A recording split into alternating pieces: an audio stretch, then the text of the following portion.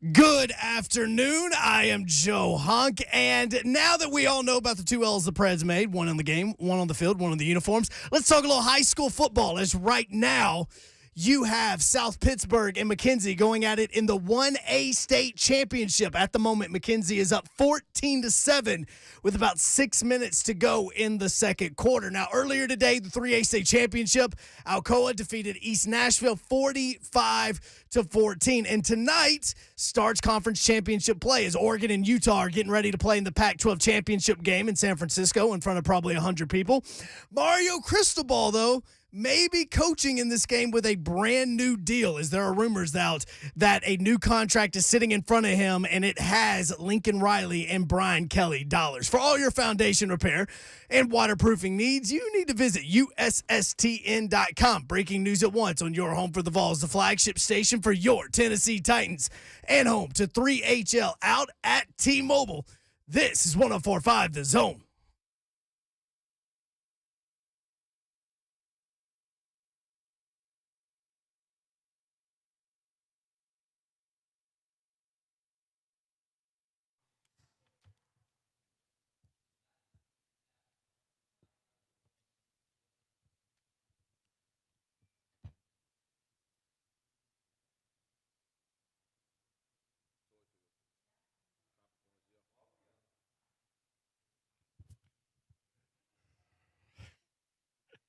Yo, what up, Nashville? 3HL is on the air, 104.5 The Zone. Happy freaking Friday. Brent Doherty, and there he is. He's Ron Slay.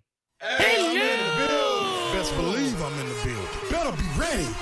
I'm in the building. Car ain't got no rules. Time for the show. You feeling the Friday vibe, Slay? I am feeling this Friday vibes. Best believe. We are literally right next door to where it all unfolded. That's right. Ed Hesse Gym Oh, that's right. at Hillsboro High School. That's right. That's right. What on earth?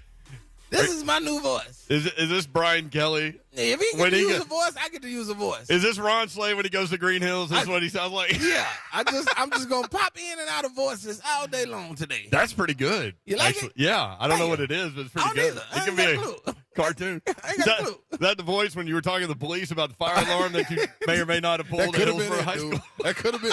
I'm just trying to figure out, man, how do you get to just use a different voice any time in your life? Like you just go straight into it. Is that not the weirdest thing you ever heard? Dude. What in the world? How can you switch it that fast, though? That's what's Well, amazing here's to the me. other thing is everybody's like, Brian Kelly goes down to the South for the first time and his voice changes. And I'm like, that ain't – look, people in Louisiana don't speak Southern. No.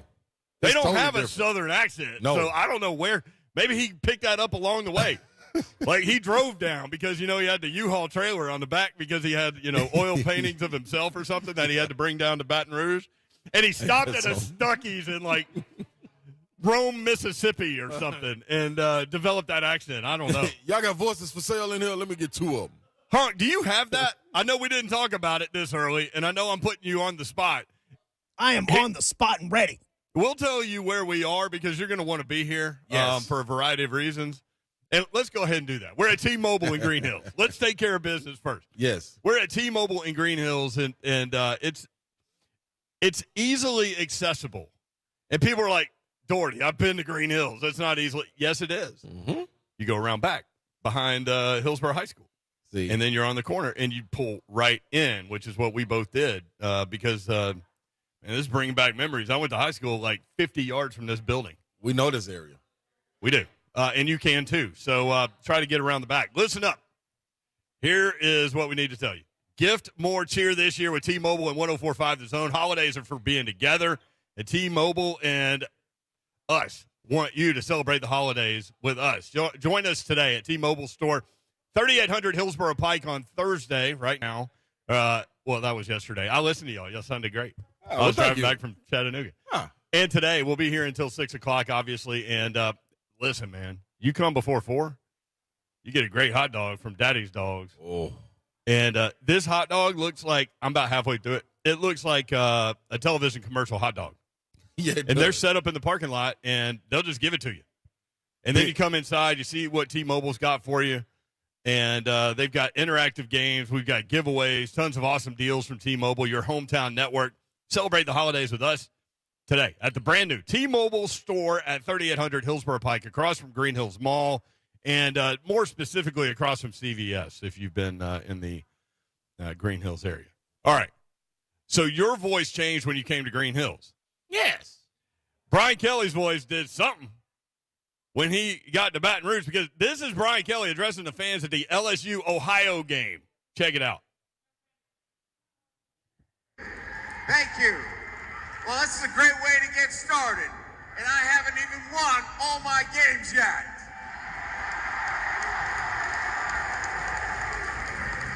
It's a great night to be a Tiger. I'm here with my family, and we are so excited to be in the great state of Louisiana, but more importantly, to be with you great fans and to be part of what is going to be an incredible ride here at Louisiana State University.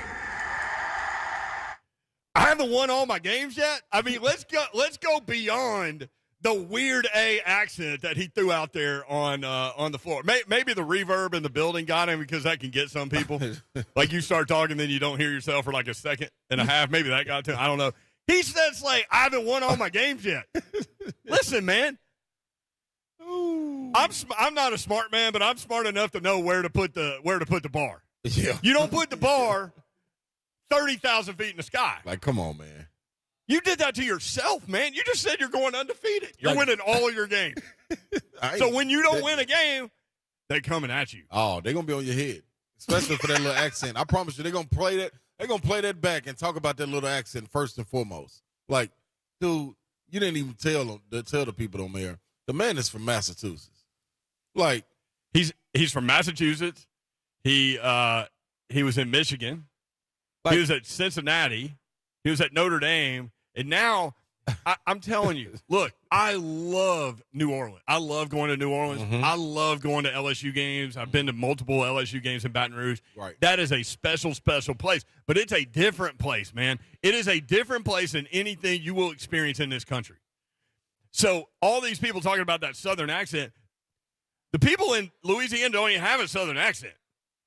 It's beyond that. So that's silly. Why did it sound like he watched Fletch 2 on the way on the plane? Like, why would you do that, man? Like, that's what I don't understand. Like, what made you say Tigers?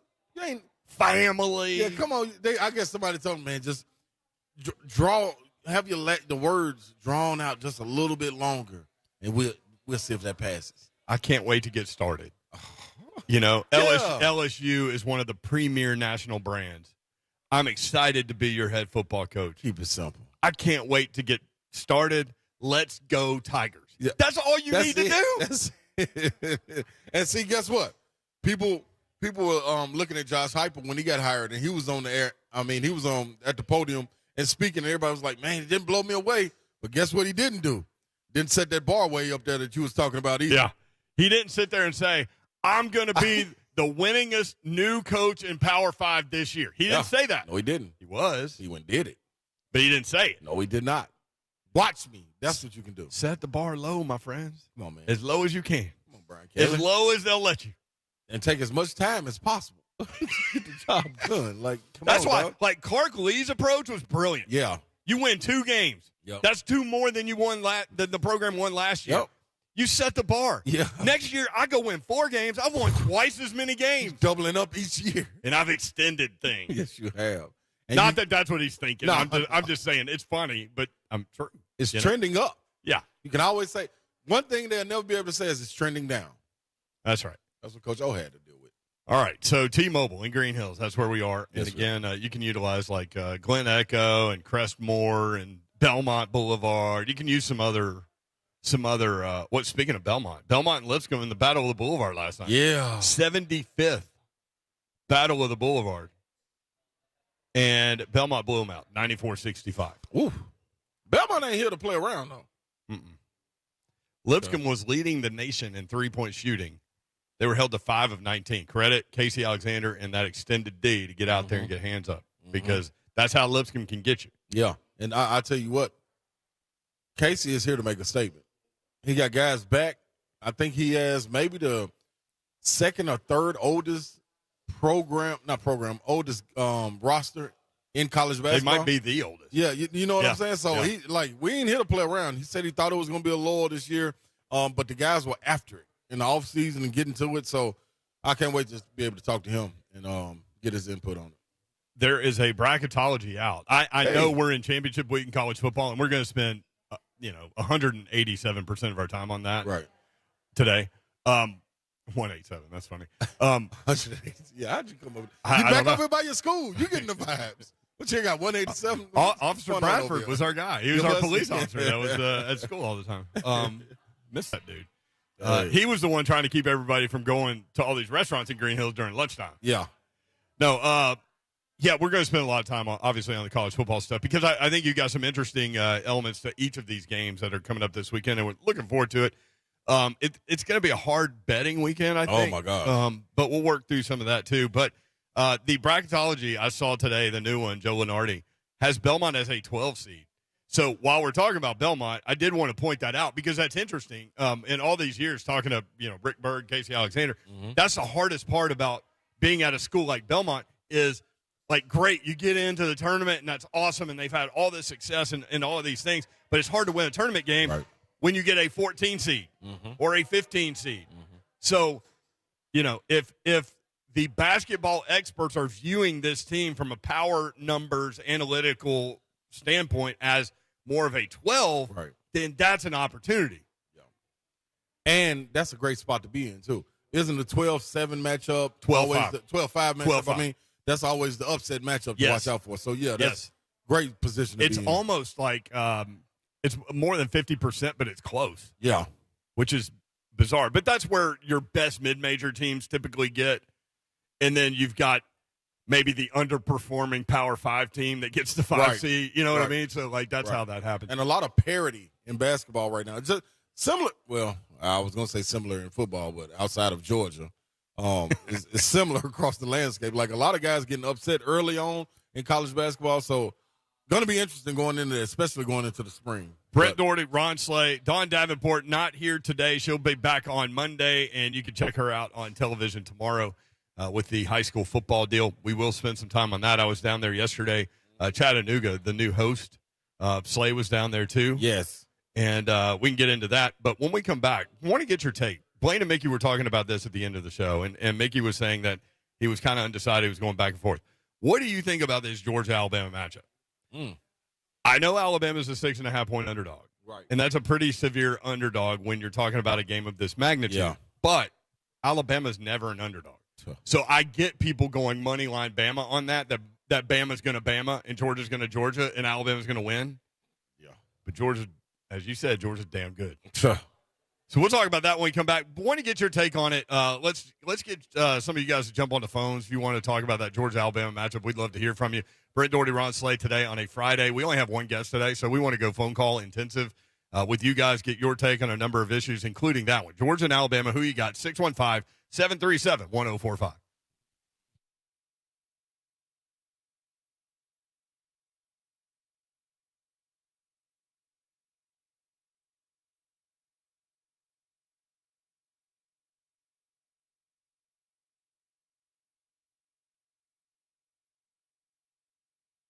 What's up, people? We're falling off into the weekend, man. So it's only right that you get everything that you need to get to accommodate people.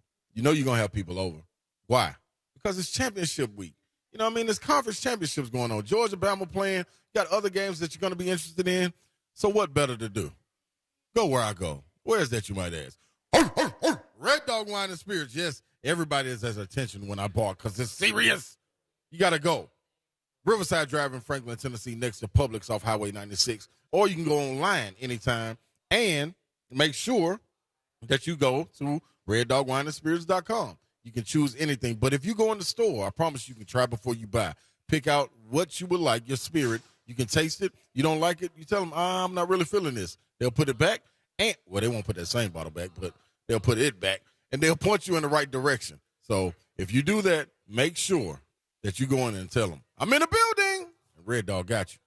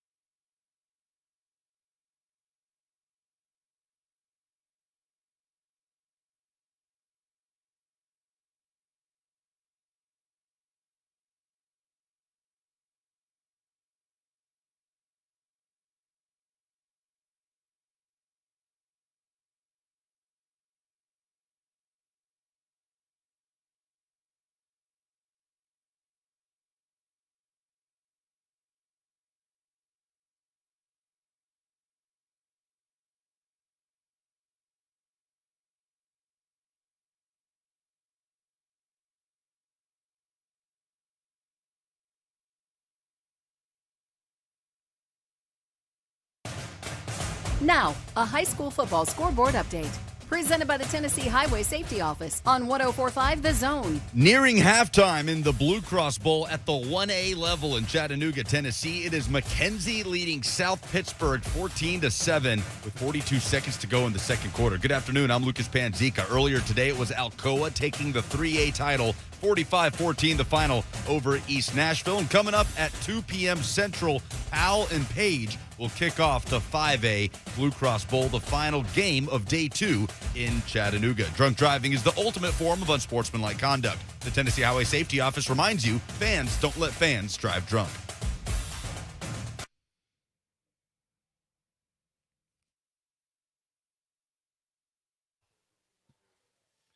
Channel 104.5, The Zone, Friday edition. You got Brent Doherty, you got Ron Slay.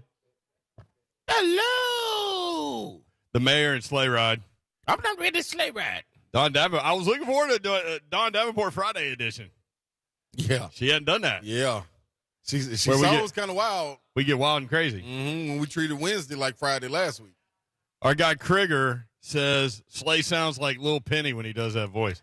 I missed out. I got stuck in the middle. I was going to say, that's my Miss Doubtfire voice. You hit neutral? Yeah, I got stalled out. My voice stalled out. You threw a rod. Yeah. Hello. That was one of my favorite movies growing up. Miss Doubtfire. Tell you. Miss Doubtfire, dude, I'm telling you. I know, hey, kids, I know it's an old movie, and they're actually redoing it, I think. That's how old it is. But, dude, you're going to laugh. You're going to cry. Oh, my gosh. That's one of the ones. As an adult, you're going to laugh and you're going to cry. That's a cold movie, man. Cold movie. By the way, I just verified, yes, he does sound like Lil Penny. Hello. Hey, Penny, what do they call these shoes anyway? It does a little Penny. bit. So who you guys playing tonight anyway? Minnesota. Oh, Los Lobos. I guess you're going for the big numbers tonight, huh? Now I want you to work them inside, work them outside. I'm sensing triple-double here. Now, Penny. I want to say hello to my man Kevin Garnett. Kevin Garnett. Yeah, Garnett. We went to high school together. Tell him little Penny from the science club says hello. Can you do Science that? class.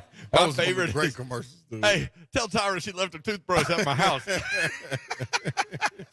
Hey, that's classic. Chris right Rock there. is the best, dude. Yeah. I heard a Legend. comic one time, and it's funny because, like, that's one of the businesses where those guys that may act like they like each other, but they really don't because Right. they're really critical about themselves, which makes them really critical of other people. Right. But I forget who it is that was talking about Chris Rock, and he said, look, he's not going to have 120 jokes out here that are going to make you laugh, but his 10 best are better than anybody else. That's going to do it. And I thought, what a great way to break that down, right? Yeah. Like, because that gets you from one laugh to another. And then you remember the 10. Yep. Now, to me, basically everything that guy says is funny, but I get that. I thought that was a good way to explain him. But, yeah, those little penny ads. Love it. Tennessee playing Memphis coming up. I heard you talking about Memphis going into Athens. Yeah. Man, it got rocked. What happened there? Man, I don't know, but You I got know too much NBA talent on Yeah, that roster for that to happen. Can't do that. You can't do that. Tom Crean came with it. Those guys came to play. I'm going to tell you what. That's going to make that matchup that we're going to be at December 18th a problem. The guard play I thought was going to be a problem. Now I've shifted that to the front court. I want to see how Fulkerson, Kamwa, Huntley Hatfield, how they answer Williams and Durant. Like, now they got NBA caliber guys on the front line as well, Memphis does. So it's going to be interesting to see if Tennessee answers the bell because guard play, I think we win that. Tennessee's still trying to figure out the rotation, right? Like, Yeah. correct me if I'm wrong, but I mean they're going through everything. They're Yes, going, they are. and this is what Rick Barnes does, and this is what you should do. Is they're playing both those point guards at the same time in the last game, and you look at Kennedy Chandler who had 7 steals Yeah. in that game. Yeah. You ever have 7 steals in a game? Man, Cliff? I had 4. And I mean, You I had was, 4? I was working my butt off. You hear me? I mean, I was gagged. That was one of the games I probably had like 12 points because I was. On the 4th steal, where you're like, Man. "Hey man, I need an outlet." Yeah. That was it for me, though. I don't deny. I'm cool on that. I love it.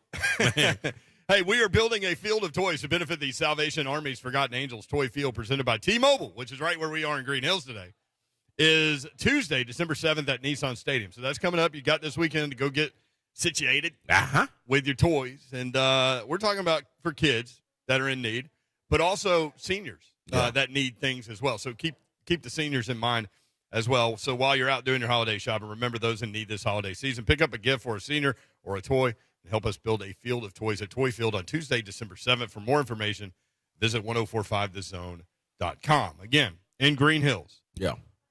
Come holler. My old stomping grounds, man. This is. We used to ride our bike down here, man, and Green Hills Mall consisted of like Kane, Sloan, and Castor Knott, and then like Astronaut. and then like a strip mall. It was like I don't know, sports seasons and like one of those sound shop places or whatever back in the day. Yeah, and then Davis Kid Booksellers was down the street. They've been on film. And so you go in. That was a great way to spend some time and grow yourself as a young adult. I mean, they're reading. Just going and reading, hang out. Reading is fundamental. It is. A lot of people should do it. And so Hillsboro High School, which is a staple, obviously. We talk about metro schools all the time and our love for metro schools. Hillsboro went through something a few years ago about, like, what are we going to do? We're going to sell this property, which is worth so much money, or are we going to build and add on because they needed to add on? And so they're building up. So football hadn't been able to play a home game in like 3 years. Yep. They were playing at TSU for a second. Yep. And you got Coach Fitzgerald was over there trying to make it work. And he said it's a challenge, man. Yeah. But I drove back through the backside, right, to avoid the traffic to get over here at T-Mobile on the corner of Glen Echo and Hillsboro Road, Hillsboro Pike. And I noticed the football field looks great. The softball field looks great. So They've got some practice fields. They're working on the baseball field. So hopefully the kids will be back in their – I haven't seen anything on the timetable. I'm just kind of spitballing here as I drove by. But those were some good days at Hillsboro and Hillwood. And, I mean, we start naming all the schools, and somebody's like, you didn't say McGavin. What about Glencliff? Every time. So we don't leave you out on purpose. 3800 Hillsboro Pike. We'll be here until 6 o'clock. Come say hello. Get you set up with T-Mobile. This is a fantastic store. They'll be able to help you with all of your digital needs, and your phone needs, and all of those things. And we've got hot dogs outside. Daddy's dogs serving lunch until 4 p.m. We both had one. I had the Music City. You did too. I had mine. I finished mine probably about 2. Nah, I ain't gonna lie. About 3:45. I'm still working. About 3 minutes and 45 seconds. Yeah, don't worry about it.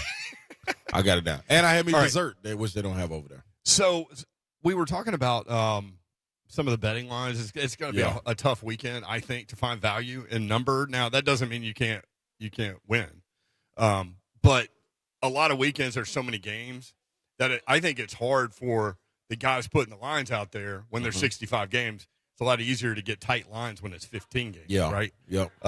So you're looking at Georgia and Alabama, and you're looking at Georgia by 6.5. There is a trend to maybe take that to 7. I don't know if it gets there. But what do you think about that matchup, Georgia and Alabama? So that's going to be a part of the ParSlay. So pay attention to that when we come up about 5:45. Make sure you tapped in. But thinking about that game, listen, man, I said about 3-4 weeks ago, Georgia's made me a believer. I believe in exactly what they're showing me because they do it week in and week out. And I think what coaches want to see, fans want to see, bettors want to see is consistency. It makes it easier. And that's exactly what we're getting. Like every single week, you just bet the under. If you don't feel comfortable with betting the spread, I promise you, I wonder what the percentage is on the under for Georgia games, man, because that defense is stingy. And I say that because it may be 100%. Yeah. I don't remember at the beginning of the season because that's when you're still trying to feel things out. Yep. But I remember like midway through on, I bet it every week and won every week. Yeah. So like Ole Miss was another team like you had a really good read on. And the betting guys kept talking about their injuries and how concerned they were with Ole Miss like every week, and every week they covered. Right. Auburn, it depended on the matchup. Yep. So if you had a defense that could shut down the run and make Bo Nix beat you, that was the read on Auburn. It was easy. Yep. All the way to the Alabama game. Yep. So I get what you're saying there. Here's the thing from Alabama that makes me nervous. Okay. They slipped by and had to hold on against 6-6 LSU. Yes. They slipped by and had to go to overtime to get past 6-6 Auburn. Yeah, 3 overtimes. So Georgia played Patsy, whoever it was. Yeah. Charleston or whoever it was. It didn't matter. And then Georgia Tech. So is it actually better to play the nastier team where you're completely mentally focused, or is it actually better to get guys some rest and play some games you're going to win? Man, that's kind of where I am. In terms of mental, here's the other thing, Slay. Georgia knows they're in the college football playoff regardless of what happens in this is game. true. So how much of a factor is that, do you think? I think this bunch that they have, if this was any other time of the time we've been alive and we're watching this, Georgia has a different funk and nastiness about them. F-U-N-K, people, is what I said. Funk. They got some dog funk. They got some dogs, man. Those dogs are out there, man. Dude, what game was I watching? I can't remember what game it was, but Georgia put their starters back in the game in a goal. It might have been Missouri in a goal line situation in order to not let. It was less than a minute left. Kirby put his guys back in there. Jordan Davis and them back out there on the field in order not to let Missouri get in the box. Like, that means you got some different type of pride. You taking it upon yourself to say, you know what, we ain't giving up 3, we ain't giving up 7, we ain't giving up nothing. And they didn't give it up. So, hey, man, I believe in them. I think they're playing for a different goal. And what's scary about them, this is what's scary about them. The defense is who they are. Now it's like all of a sudden, like the last 3 weeks, and I know they ain't played nobody, but the offense is saying, nah, hold on. If we ever get into a jam, we can pull it out too. Started with the Tennessee game. The Tennessee game, we were looking at it like, oh, wait a minute, are they going to be able to put up points with it? And, man, they answered. Like, a lot of teams went down 10-0. I mean, not 10-0, been down 10 or went down 14 to Tennessee. They didn't. They came back and answered with a quick strike. And it's like, whoa, hold on. They doing this because offense? Honestly, they hadn't been in that position. Exactly. Like you're saying. They were down 7-0. Yeah. Largest deficit of the season after one drive. Yeah, right. They were down 10-7 after the first quarter. Yep. Didn't matter. Nah. They're going to do and that's what the do. defense thinks. The defense is like, man, we'll hold it, man. Y'all get it together over there, but we got it. I promise. And if you ain't careful, we'll mess around and score for you. Dude, this is a special bunch by Georgia. So I'm all in. You said at the beginning of the season, you thought this was their year to win the national championship.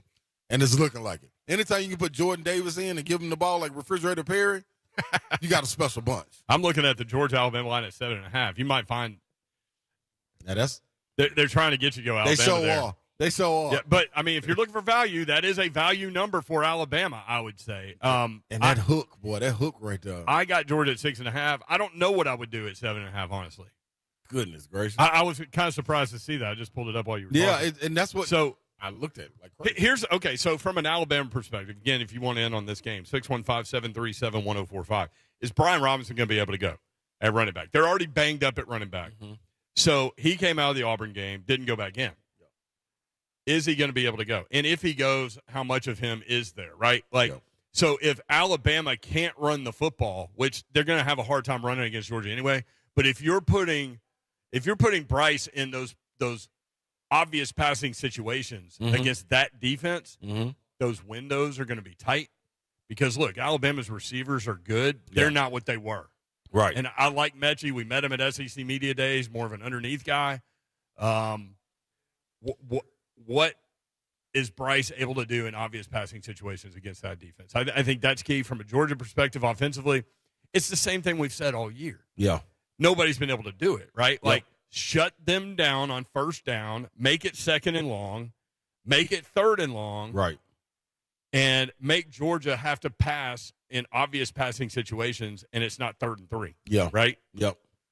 That's the recipe. Nobody's been able to do that. Mm-hmm. So Alabama's got a really good run defense, not such a good pass defense. Right. I think that Georgia would be smart to throw in early downs. Yeah. And we'll see if they kind of go against their self-analysis there. Right. And maybe throw on first down a little bit to try to open them up. A guy you got to be careful of, and this is Georgia. I know you can stop guys one-on-one. You got the athletes in each position to stop guys one-on-one. Are you too prideful a little bit to play a little zone? Because Jameson Williams will get down the field. He can take the top off. And we saw what happened when he left the Auburn game. That's another reason why that game was so tight. They were able to key in on Mechie. Mechie's, like you said, he's a possession receiver. So he's not going to burn you by taking the roof off 50, 60 yards every play. Jameson Williams can take the roof off every single play. So Mechie can get you if it's 3rd and 3, though. Yeah, no, right, he's going to get you. That's why I'm concerned about Alabama from a running position. Mm-hmm. So Nick Saban said, what Nick Saban's going to say, day to day. Yeah. Right, with the hamstring pull. Yeah. So, I think what I thought in the offseason, just talking to people around the league, my thought on Georgia hasn't changed. Yeah. I thought for a second Ohio State might have the talent and the explosiveness on offense to maybe get them. Michigan exposed them a little bit, and obviously beat them. But Georgia's the best team in football. Nothing's changed there. Yeah. Georgia is the odds-on favorite to win the national championship, and it's not close. So nothing's changed there. And I just think they finally get it done. Now, when you're talking about Alabama being an underdog, I'll hit you with some numbers. What you got? I was going to say another question that I had going into this. Can this Georgia O-line bully the Alabama defense, their front line? Now, if they win in the trenches, this game not even going to be close. But if Alabama can hold fort, and Georgia offensive line has gotten better over the season. Like, they didn't start out as strong, but, man, they are pushing people around. They can push Alabama around, which that's their strength you just talked about. It could be a problem. Can Georgia get over the hump? So how much of this psychological stuff gets in the way? How much psychological stuff locks you up as an athlete? Like, because I've been around some of the best coaches that are out there, and you have too. And one of the things that sticks out to me in terms of common message is play free. Now, that's easier said than done. But Georgia is doing that. They're playing with complete freedom. And it's funny on defense. You know, we were talking about the matchup with the Alabama offense. They don't get exotic on defense, man. They just line up. They rush four. And you throw it in front of them, they come up and hit you hard. Very continuously. So how much of the psychology can be a lockup? Bama has been a favorite in 92 consecutive football games. This is the first game Alabama is not a favorite since 2015. Wow. They were a 1-point underdog to Georgia. The last time they were an underdog, 1-point underdog to Georgia in 2015, Bama won 38-10. Yeah. They have been an underdog under Nick Saban 3 times. 3. That's tough. He's been there since 2007. That's tough. Here are the 3. I mean, this is easy, right? Yeah. So Bama's been an underdog under Nick Saban 3 times. 2008, the SEC championship game was the last time they were this big of an underdog. They were a 10-point underdog to Florida and lost 31-20. In 2008, in 2009, we'll get to 15. In 2009, the SEC title game, the very next year, they were a 5-point underdog to Florida and Tim Tebow and those guys, Percy Harvin, those guys. They beat Tebow and the Gators 32-13 as a 5-point underdog. And then 2015 against Georgia, 1-point underdog, won 38-10. So they've been an underdog 3 times under Nick Saban. They've won 2 of those games. They're now 7.5-point underdog in this matchup. I love Georgia to win this football game. I do. I think they do, man. But am I scared as a guy that's been around college football for as long as I have about Alabama not only covering but winning? Yeah. It's only right. It's only right. We've all seen them. It's only right. Like, we've seen it. And I will say, even if this Georgia bunch is a confident one, and I believe they are, it got to creep in your head at some point. If this is a close game coming down to the wire, Alabama can get it done. Yeah. But I don't think it even gets that close. Listen, Bryce Young's talented enough to make off-script plays and make big plays, scoring plays off-script. Yep. The biggest problem I have with Alabama is their offensive line is not very good. Yeah. So Georgia's going to get out. Oh, you talking about dogs? And they're not back. And they're not going to have to blitz to do it. No. 615-737-1045. Break it down some of these championship week games. Cincinnati, are they for real? We'll talk about that. Also, get into a little Oregon, Utah, Western Kentucky against UT San Antonio trying to win Conference USA. Oklahoma State, Baylor. We got some good games to talk about. We'd love to hear from you. 615-737-1045. Brent Doherty, Ron Slay, Don Davenport off today as we broadcast live at T-Mobile in Green Hills.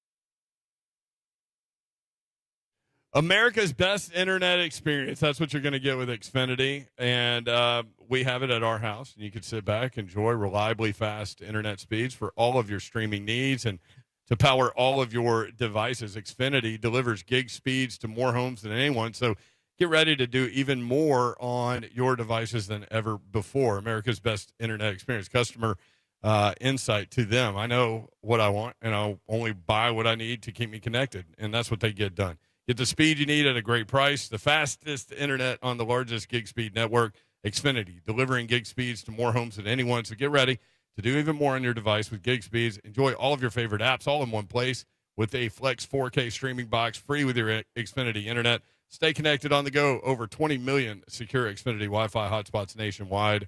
To get started, call 1-800-XFINITY, visit Xfinity.com, or drop into an Xfinity store today for more details. To get started, again, call 1-800-XFINITY, Xfinity.com, or drop into an Xfinity store today.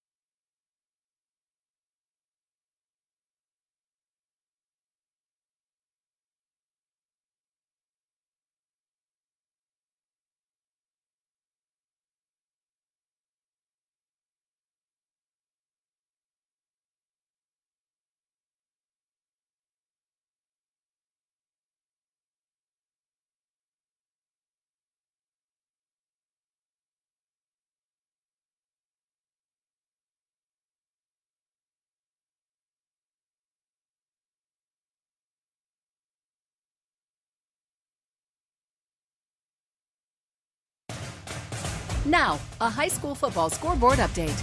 Presented by the Tennessee Highway Safety Office on 1045 The Zone. Start of the second half in the 1A Blue Cross Bowl in Chattanooga. Good afternoon. I'm Lucas Panzica. McKenzie leads South Pittsburgh 14-7. Earlier today, your 3A state champion for the seventh year in a row, Alcoa, defeats East Nashville 45-14.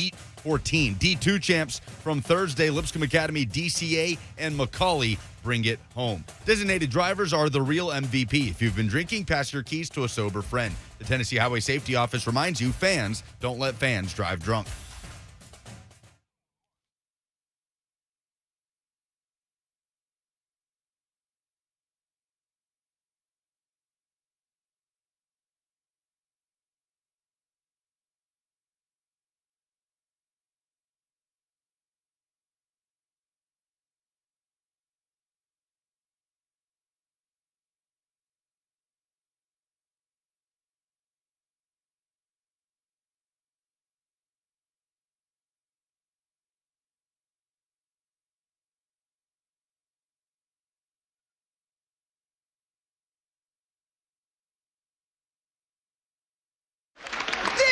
too much. Yeah, well, come on now. Don't touch me. Don't you touch me, Ralph. You don't know me that well.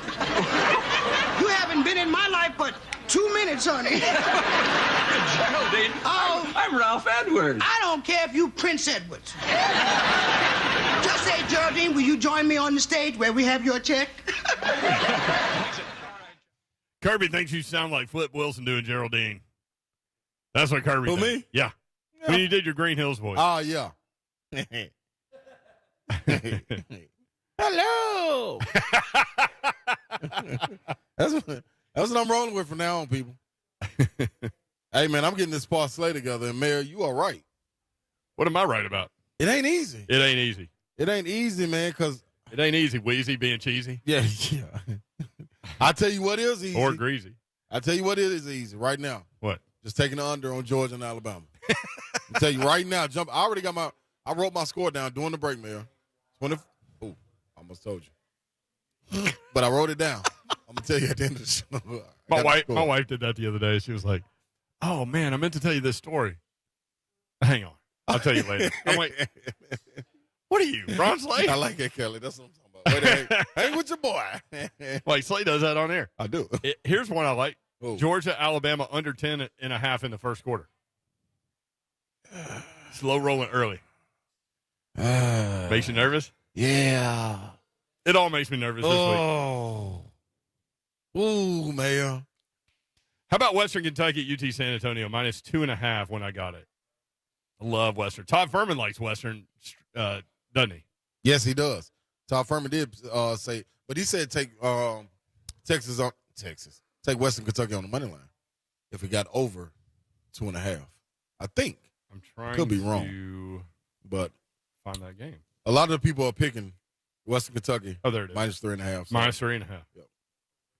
I got it 2.5. I feel fortunate. Brandon Sapp, quarterback, 4,968 yards passing, almost 5,000 yards passing in a college football 12-game season.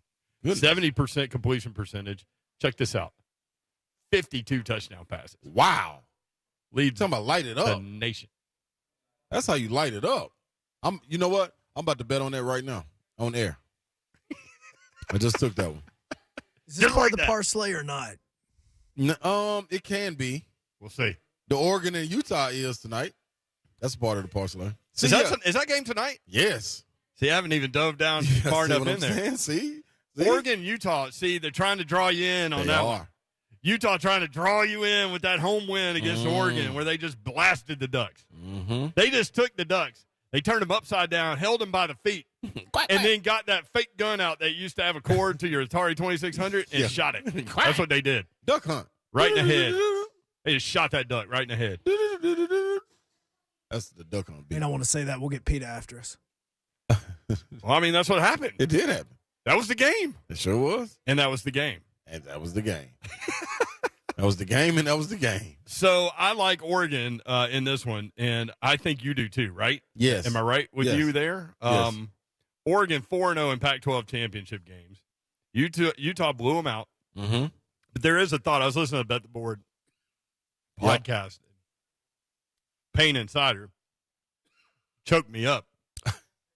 I got a piece of bacon down in my windpipe, I think. From the Music City Dog. Yeah, and he said, look, the altitude thing is a real thing. So Utah has at least a 3-point home field advantage, whereas most teams are about 2.5. Florida State, they will tell you, we'll get Todd on this one day. Florida State, typically, historically, is about a 1-point favorite at home. Wow. I don't know why that is, but they are. What they so doing? Utah's like 3 points at home, and they said altitude has a lot to do with it. That they get you gassed in that run game, and you can't do anything. Wow. So now Utah is a 3-point favorite at home. They're a 3-point favorite on a neutral site, which is another reason I think to take Oregon. Here's the one thing that gives me pause about Oregon is Joe Moorhead's probably headed to Akron, the offensive coordinator of the Ducks. Yep. Probably headed to Akron as head coach. But I don't know. Utah, to me, and you played college athletics. Utah ran the ball all over Oregon. I mean, totally just took their manhood, held it above their head, and then threw it in the river. Right? Yeah. So Oregon had to go watch that on film. Yes. Does that embarrass a student athlete enough to come out and want to kill Utah in the rematch? I think so. Yeah. I think so, especially the pride. Like, what you got to realize, man, once you embarrass Oregon, you do a little more than just embarrassing the university because of who's behind it. Nike's behind it. Like, we give you got these uniforms, and, like, we show out for y'all. Come on, man. Put a good product on the field. So I think Oregon comes out and answers the bell. And matter of fact, an early ParSlay. Are you ready, ladies and gentlemen? Early ParSlay. Kids of all ages. Kids of all ages all around the world gather around the campfire. Uncle Slay got something to tell you. Listen to me. I like Preacher Slay. You like Story time. Yeah. Preacher Slay. Look, listen to me, people. Grab your s'mores, put your sticks and everything down. You can pick it back up after this. Pay close attention. Take Western Kentucky and the spread with Oregon and the spread. Boom. There you go. Take that. That's the early Slay present. You're welcome. I pulled that right out of the sleigh. What if I went Oregon money line? Oh, I didn't even see that. Oregon's the underdog here. Oh, I didn't even see that part. I just jumped out. Guess what, people? Hey, we're going to be talking to Marc Mariani at 4:20. Oh. And he may not need the points. I don't know. I don't need the points on this. He don't want them. And guess what I'm going to do? Early Slay Christmas present, people.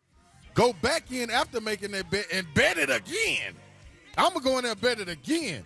I just bet it one more time. And what I'm telling you Did is, you really? I'm doing it right now. I'm taking Oregon. I got the money line at plus 115, and I'm going to go up there and get Western, and I bet it one more time, people. Look at that. Boom, boom. I always bet 35 in my ParSlay because that's my number. Boom. Bang. We'll continue to run through some college football games. Championship weekend. We don't have the Titans to talk about this weekend, thankfully. Just everywhere. We do have 5 guys that are coming off IR, scheduled to come off IR Finally. after this weekend or for next weekend's games. We'll talk about that at some point, but we'll hit some of these other games. Oklahoma State, Baylor. Houston, Cincinnati. 615-737-1045.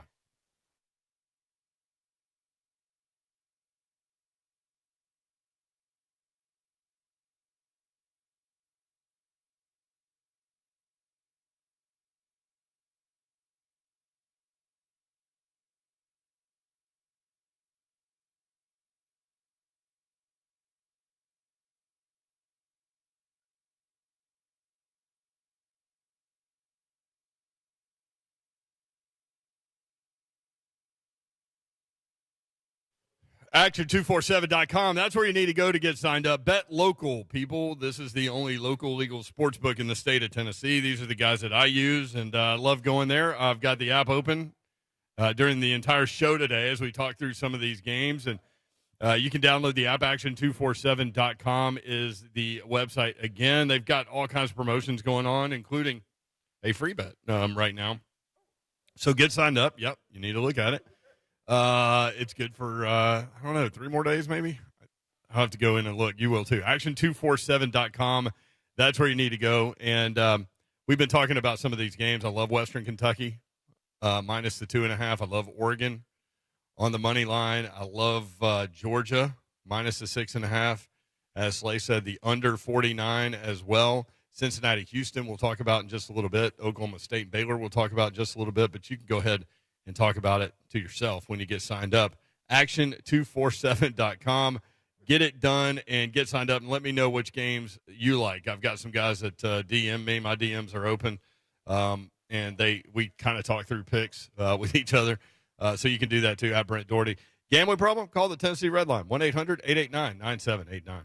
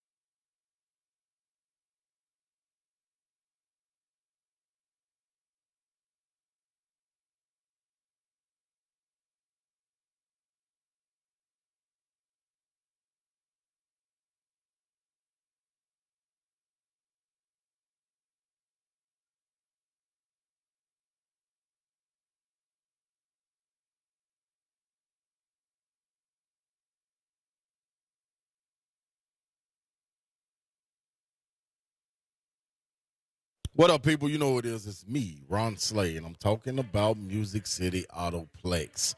You probably heard about the auto dealerships are struggling to get inventory. You know when you drive by the lots, and I always tell you this, man, don't be caught up by the David Copperfield stuff that's going on or the Chris Angel stuff. Ain't no illusions in this at Music City Autoplex. They're not shifting cars around so you can think that the lot is full. That's not what they do. They show you exactly what they got. They line them up straight so you can see them, and you can see how deep the lot goes. Plenty of cars. They want to be able to offer you exactly what you want. Doesn't matter if you want an SUV, a car, sports car, sedan, whatever it may be. They got it all. Late model trucks, whatever, I'm telling you. Or even if you want to start a car for your kid. Christmas right around the corner. Might want to surprise them, put the big bow on there. They'll help you do that. They'll have it. And they work hard to get it right the first time for you. The right price. Also, come to Music City Autoplex and find a vehicle you want with the best financing options around and maximum value for your trade. Telling you, man, you can't lose. 2430 Gallatin Pike North, or browse online at MusicCityAutoplex.com. Go get your car.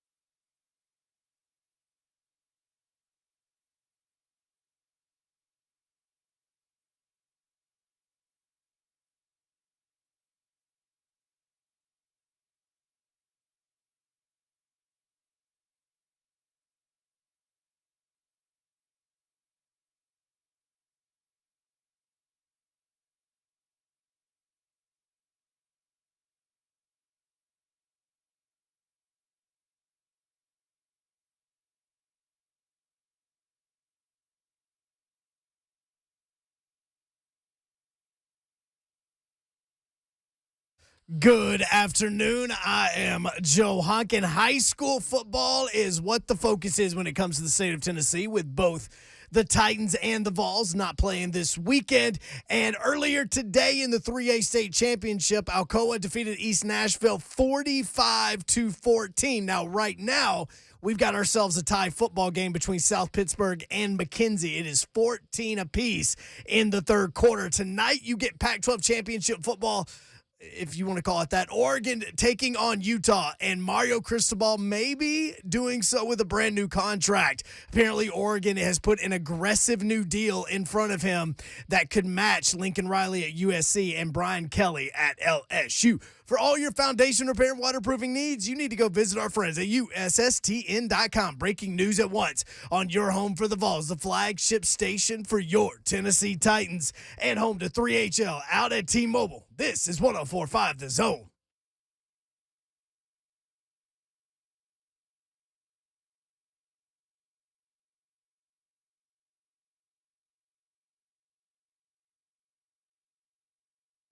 Took me a minute.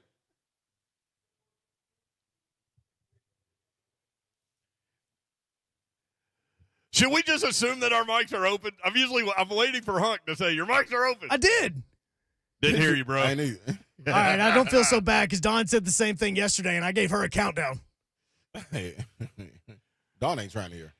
You and Davenport yesterday leading that show, man. That was good stuff, bro. Like I was listening coming back from Chattanooga. I put it on the app because the signal goes to like Mont Eagle, but nothing's getting over that mountain. I promise you, including like all the 18-wheelers. Yeah, it's true. You taking a big rig over that thing? No, I hated it. When we were coming back, the other side going toward Chattanooga is more severe of a hill. Mm-hmm. So we were getting ready to come up the hill going toward Nashville, and Will was in the car with me. He was like, "What's that smell?" I look over, and there's a truck pulled over the side, and his brakes are smoking, man. Mm-hmm. It'll wear you out, boy. You gotta be careful. You gotta tap them things, man. Tap them brakes coming around now. Woo. And hope you ain't got no heavy load. Got a heavy load, one of them tire subs go flat. And that's the worst. Be on the side of a mountain with a flat tire. People got to change. I'm just sharing my experiences, man. Woo! What a time. What a time. Great time to be alive. Right. On the side of Mont Eagle. Oh, my gosh. Yeah. Woo. That's a different kind of place. Yes. The high school state champ, Brent Doherty, Ron Slay, Dawn off today with you at T-Mobile in Green Hills. We would love to see you out here. There's people coming in for most definitely would love to see you. Device things, and we're having a good time. Basically, across from Green Hills Mall, across from CVS Pharmacy. And if you know the back ways around Green Hills, it would help you out as opposed to Hillsboro Pike at this time of day. But we are across Hillsboro Pike from the mall. So if you go like Belmont and come up through that way, then we're right there in the corner, and we'd love to see you. We'll be here until 6 o'clock talking a lot about college football. We got a lot of phone calls. We're going to get to them in just a second. But Toy Field coming up Tuesday, December 7th, and we want you to put that in your phone and get out there and get some toys and some gifts for seniors this weekend, and come by Nissan Stadium on Tuesday and drop them off. Or you can come by and visit with us in Cool Springs. We'll be at Buffalo Wild Wings, and that's a secondary drop point. So you can come by and see us if you like to come to these Buffalo Wild Wing shows, which we always love to pack that house out, and typically you guys do that. We would love to see you, and when you come, bring a toy. And, yeah, be sure to. Christian will be able to help you out with that.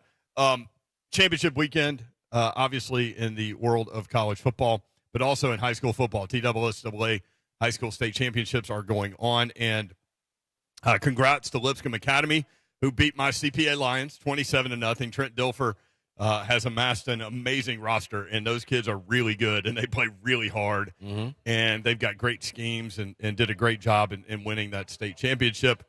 And who else we got? We got McCauley from Chattanooga that beat MBA. That one kind of surprised me last night, 28-7. There was an MBA kid that went down, and there wasn't an update before the end of the broadcast. He went off on a stretcher, and he was immobile. Really? I forget the young man's name. That's tough. I'm going to get that. But anyway, if you were watching the game, you know what I'm talking about. I've been told that he's okay. He's got a pretty severe concussion. Yeah. But he's at home That's with good. his family, and he's okay. Congrats to Alcoa for getting it done today. East Nashville with a great run this year. Great run, man. But Alcoa just too much. I think Arcente today. Broom was over there coaching at East Nashville, if I'm not mistaken. Correct me if I'm wrong, people. Y'all call in. Boy, his kid, I should have mentioned this. Lipscomb Academy. Broom is an unbelievable running back. He's going to Boston College. That kid is so patient with the football, and he just kind of hides behind the offensive line, and then bam, that first step is good. Yeah. Got to give a shout-out to my guy, Campbell Vanderveer, man. I'm going to tell you what, culture is a lot, man. So when you can, man, share love with kids, especially coaches. Share love, man. It'll mean the world to kids. Definitely true. Go ahead. Listener Tom just came back from Atlanta. Mount Eagle had 6 semis dead. That mountain will get you, man. Man, that mountain. You don't even have to be you. in a semi. It'll get you. You can be in anything, especially in rain. Oh. Slay's right. One of the keys to life, if you're traveling that way, when you're going to Mount Eagle, tap it. Tap them brakes, man. Tap them. Tap it. Tap it all. Like, hey, because that eagle. That eagle don't play. Tap that eagle. Tap it, come around that eagle, boy. 615-737-1045. We're breaking down Bama and Georgia. There were some ladies in T-Mobile. She was like, tell me again, who do you think's going to win, Georgia or Alabama? I said, Georgia. I said, listen, man. Like, this ain't no secret with the mayor, y'all. Like, he's just like. I've been all in. Yeah. Chips pushed right to the top of the table. Yeah, it's a fact. It's a fact. So, yeah, first time since 1980. They're looking for that first championship. And this is what happens, man. You run across teams like this. Like, it just happens. College football at some point. We all knew LSU was going to get it done a couple years ago. That's, boom, great. There you go. That same feeling, that's the feeling I got with this Georgia team. Different constructed team, but yeah. But when you got guys that come back and stayed in the program, like Jordan Davis didn't have to come back. They had like 5 dudes. And I just, mentioned him because I'm telling you, when Mayor said this, when it was leading up to SEC Media Day, that Georgia, he felt this was Georgia's year. And I'm looking at him like, come on, man. Like, it's Georgia, dog. Georgia always going to be Georgia. They're going to figure out a way to not do it. Then I got to see them and saw what Jordan Davis looks like up close. This is the man anchoring your defensive line in the trenches. I keep on saying this. I've seen Albert Hainsworth. I've seen John Henderson. I've seen Rashad Moore. I've seen big guys up front. I've seen the freak. Man, this dude, he's like all of them combined as one. Like, it's amazing, man. So I knew they had something special. And then that linebacker court, you can't even mention them, just one of them. It's just so many. You can't even mention one of them. So 615-737-1045. Yeah, you've loved Jordan Davis since I've been talking about Jordan. Andy in Mount Juliet is next up on 3HL. Andy, what's going on, man? Oh, what's going on, brothers? What's happening, Andy? Oh man, hanging in there, brother, hanging in there. Okay. So y'all know my background. I've been a Bama fan since Barry Bryant was coaching. Mm-hmm. Man, this game worries me. So if Bama wants that insecurity to creep in their minds, if they can jump out to a 10 to a 14-point lead early, then I think they got a chance. Or if it's real close at the very end, I think they got a chance. Otherwise, I don't want to sit and watch Georgia just beat the brakes off my team. And that could happen very easily. Here's the key to getting Georgia, I think, and nobody's been able to do it. You've got to shut down the run on first down. Alabama has the players on defense to do that. Yes. Now, will they be able to do that consistently? I think that's one of the big keys of this game. Can they force Georgia into that third and long situation? Nobody's been able to do it. So if they can do it and make Stetson Bennett throw it on obvious passing downs and it not be 3rd and 3, then, that's a recipe for Alabama to get something done in this football game. I just think the biggest question mark, and maybe you'll agree, is that Alabama offensive line going against that Georgia defense. Because I think, with the running back situation the way it is for Alabama, Robinson with the hamstring injury, is this going to be a game where Bryce Young has to throw the ball all the time and into tight windows, because that's what Georgia presents, under pressure consistently? That's why I lean toward Georgia in this game. But, yeah, there is a scenario, Andy, for Alabama to get it done. But I think ultimately is, can they shut down that Georgia run game? Because that's what they do. That's how they suck the life out of you. They have these time-consuming drives. They're not the prettiest offense you've ever seen. They're not the most explosive offense you've ever seen. But they just find a way to matriculate the ball, play field position, and eventually they get you. I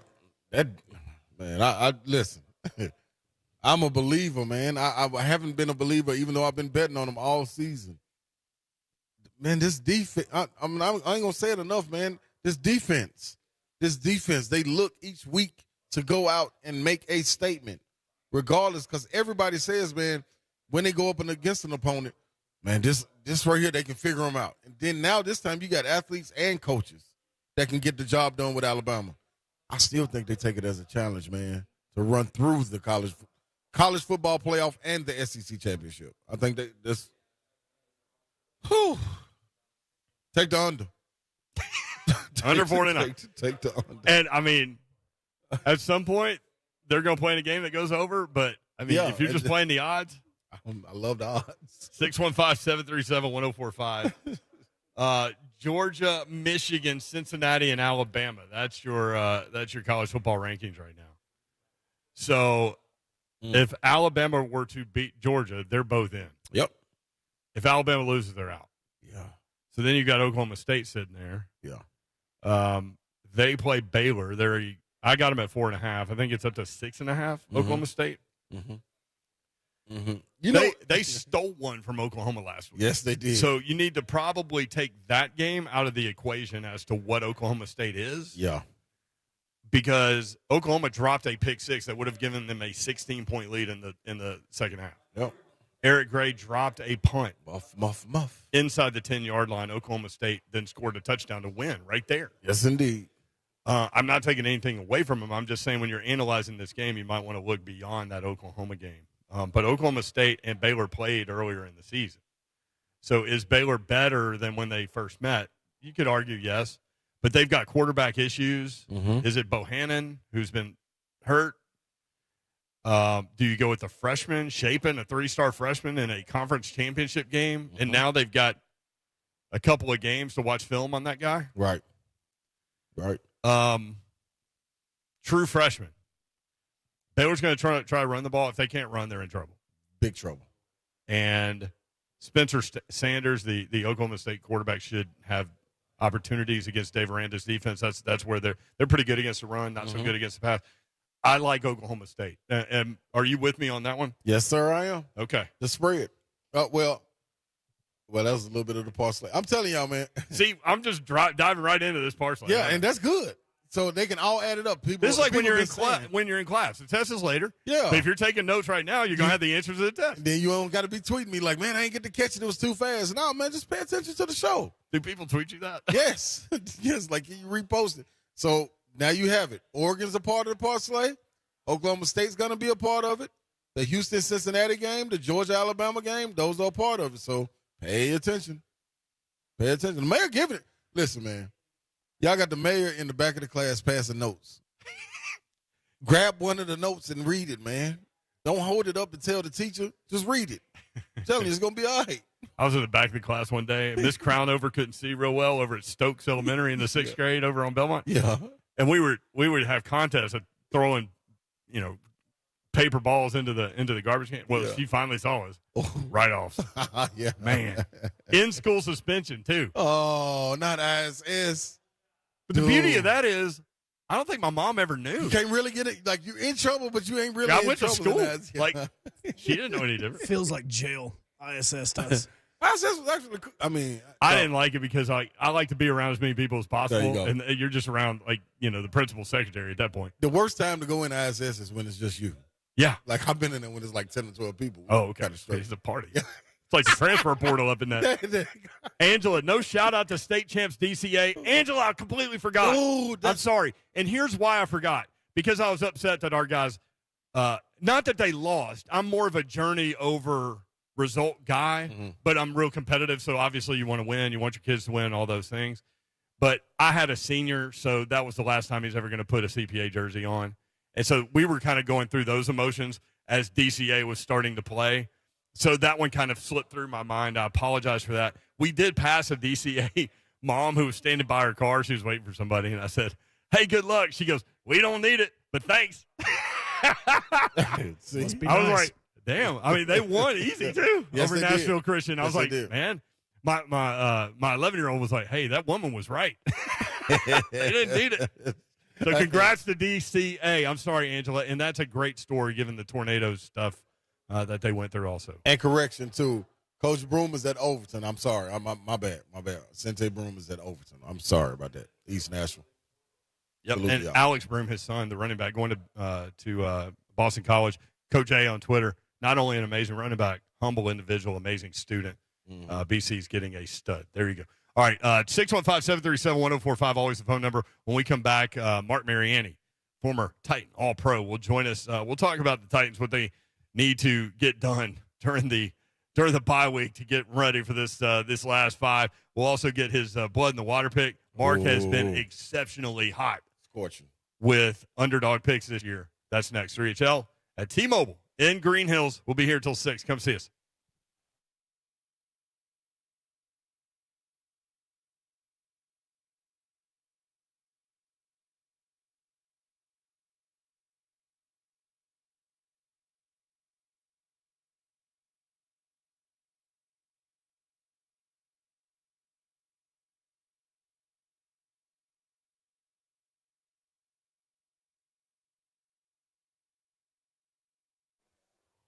Want to tell you about my friends at Accurate Mortgage. If we had to rank them, I'd say that 2021 is turning out to be the least merry year of the 21st century so far, but I'm kind of a positive thinker, so I go beyond that, and they do too. That said, the local pros at Accurate Mortgage Group can point to one pretty big bright spot, the interest rates that continue to hover around historic lows. Many have taken advantage of these low rates to buy their first home, a new home, or to refinance so they can put themselves in a better financial position. If you haven't gotten a piece of this action yet, there's still time to see if you can qualify. You could save up to hundreds of dollars per month on your mortgage payment, increase your home shopping budget, or even take cash out to renovate or tackle that New Year's resolution to pay off debt. Plus, close your loan in January, and your next payment will not be due until March 2022. To find out more, visit them online, AccurateMTG.com. That's AccurateMTG.com. Accurate Mortgage Group, a division of Acopia LLC, is an equal housing lender, NMLS number 4664.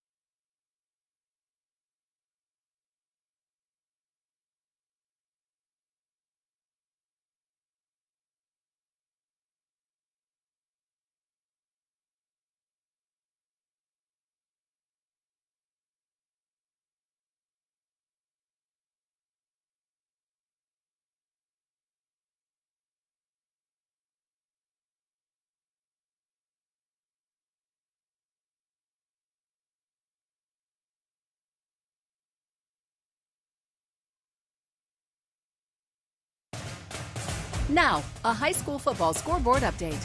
Presented by the Tennessee Highway Safety Office on 104.5 The Zone. First close game of the weekend in Chattanooga happening right now. Good afternoon. I'm Lucas Panzica. The 1A Blue Cross Bowl between South Pittsburgh and McKenzie tied up at 14 with less than 10 minutes to go in the fourth quarter. Earlier today was Alcoa claiming their 20th state title in the 3A Blue Cross Bowl, 45-14, the final over East Nashville. And later today with a 7 p.m. Eastern kickoff, it's the 5A Bowl between Powell and Page. Drunk driving is the ultimate form of unsportsmanlike conduct. The Tennessee Highway Safety Office reminds you, fans don't let fans drive drunk.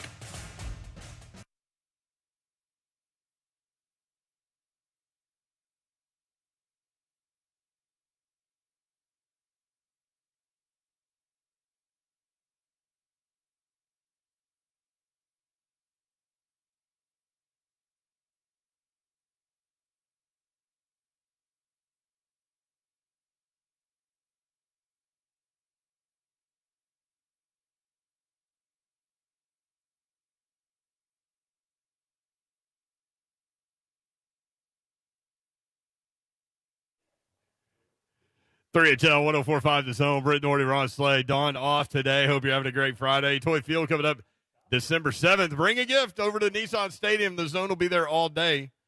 3HL broadcasting live at Buffalo Wild Wings in Cool Springs, though, and you can bring a gift there. That's a secondary drop-off point.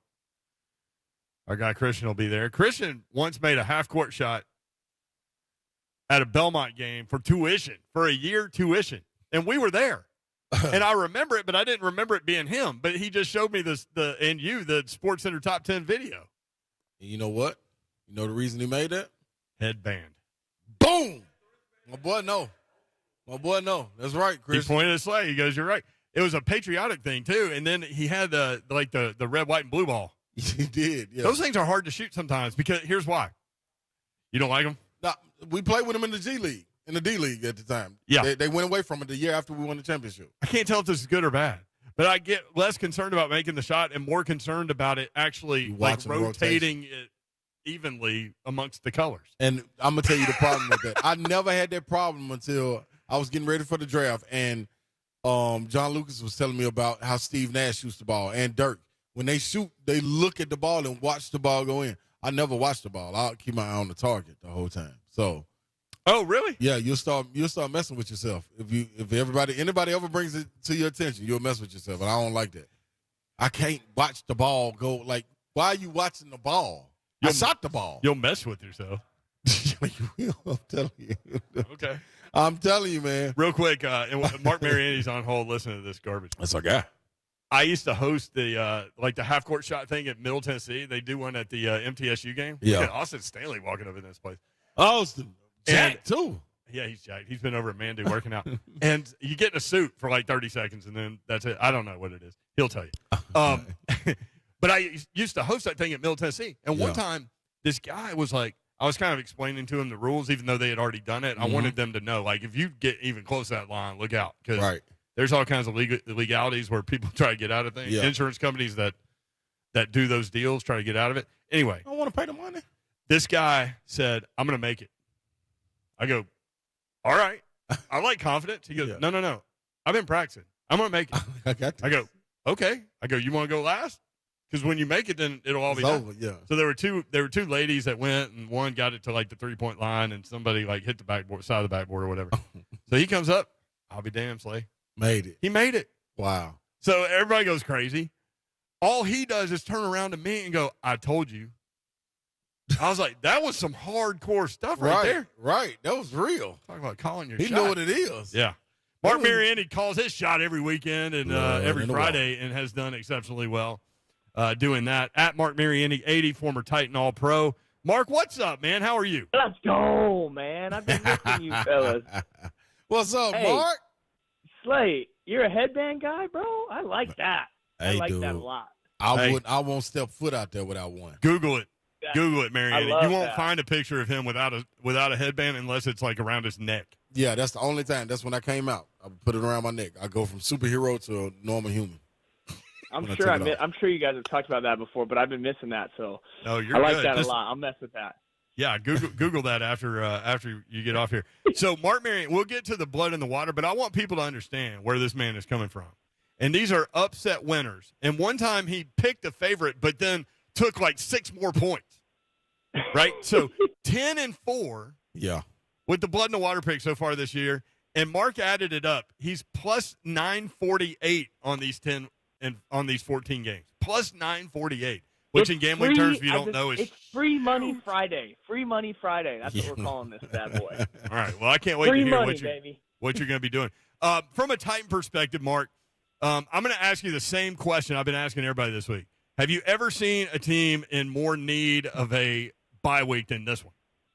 Oh my gosh, dude, this is unbelievable. No, man, we took the field against a red hot buzzsaw Patriots last week with ghosts, dude. Even the guys that aren't on the injury report need a week off, man. Like our injury report is like 6 pages long at this point. All the boys need to get healthy. We are on back-to-back losses here, but I am still extremely confident on this football team. But we need to get healthy, man. And it's a perfect time. We're 12 games in. Rest up, get your mind right, take a little break from it, and get back to it. Because, in the second half of that Patriots game, you could tell it was just unraveling. We kept it together as good as we could, but it was much needed break here. Yeah, I thought the game plan was really good, and they were executing. Like, they were forcing field goals. They were keeping everything in front of them, forcing field goals. Mac Jones was okay, but not great. And they just had turnovers and just couldn't capitalize on the big plays. I thought it was I thought it was a fun game to watch. It was frustrating a little bit, but it was a physical, every yard was earned type of game. The Patriots for their, for all the things they've been doing are getting hot right now, and that's a good freaking football team. And yeah, we should have been leading at halftime, early in the third quarter. We were in the game, and our defense was making plays, and then all of a sudden it unraveled, and which happens. And you see a close game go from one possession here or there, about to make a play, and then you turn the ball over 4 times, and you see what happens. So I don't think it's indicative of, talent, or if they're a better football team. On that day in the second half they were, but it kind of unraveled on us a little bit. But I'll tell you what I think needs to be fixed a little bit going into this bye week and looked at is, I know we're beat up, but my boy Tannehill only throws for 85 yards, and the boys are hurt. Julio's out, AJ's out, but man, we have nobody to throw to when the money's on the table. We need a third down guy bad. We need somebody that he trusts. It just feels like he doesn't have that guy, that Delaney Walker type guy he can go to when it's crunch time. And I feel like it was something, who was that player to start the year? Maybe like Anthony Ferguson or something like that. We don't have that guy that's winning, on 3rd and 5 consistently. And, all that other stuff aside, all the horses being banged up, all that aside, we still need that player. We need somebody to fill that role, because we need to move those chains, man. And it's kind of starting to rear its ugly head at the wrong time here. Yeah, so if you're able to get guys back, man, I think it'll bode well for them. But this is the question I got for you, Mark. You coming out of this bye week, and you got Jacksonville. Now, you don't take any games for granted, but don't you kind of look at it as, man, if we can get one more week of rest before this stretch run, don't you take that? Would have been a Jacksonville game? No doubt. It's great. And our schedule is pretty favorable down the stretch here, But I do think that is the mentality. I think that's why they put Julio and some of these guys on the 3-game IR. I think they see what the schedule is looking up. And listen, kudos to the Tennessee Titans in this organization and the football team and all these guys out there making plays all season. We put ourselves in this position, to be first or second seed in the AFC and be able to exhale a little bit with a bye, and then obviously, see Jacksonville there. And it's the NFL. These guys are trained savages. You don't take them for granted, but you might see a couple guys get an extra week and then getting ready for the home stretch. I see 2 games at the end of this season that we're probably going to need for seeding coming down, with the Dolphins and the Texans in week 17. So, there's some things coming in our favor, but we got to get our boys back. We got to get healthy, and I'm still as high as possibly can be on our defense and on our D-line. Kevin Byard back there making plays. So once we get everybody healthy, we'll be back. We'll be talking about coming out to SoFi again here in no time. Look, you had a great career. You were an All-Pro, all those things. Like, you've played at that NFL level for a long time. I'm curious. It's such a week-to-week thing with the NFL. That's what people like us always hear from people like you, right? Like, it's such a week-to-week thing. How easy will it be if they get some of these guys back? And Titans MCM put this out on Twitter, and I'm glad they did because I'm not keeping track. There's too many names. 5 players could come back after the bye week. Julio Jones, David Long, Jeremy McNichols, Rashawn Evans, Dane Cruikshank. How easy will it be for them to just snap their fingers and get back to rolling like they were? Oh, I don't think you can count on that. Most definitely. I mean, it's not something that's a plug and play at all. You got to get guys out there and you got to get full speed reps. I mean, listen, we're late in the year here.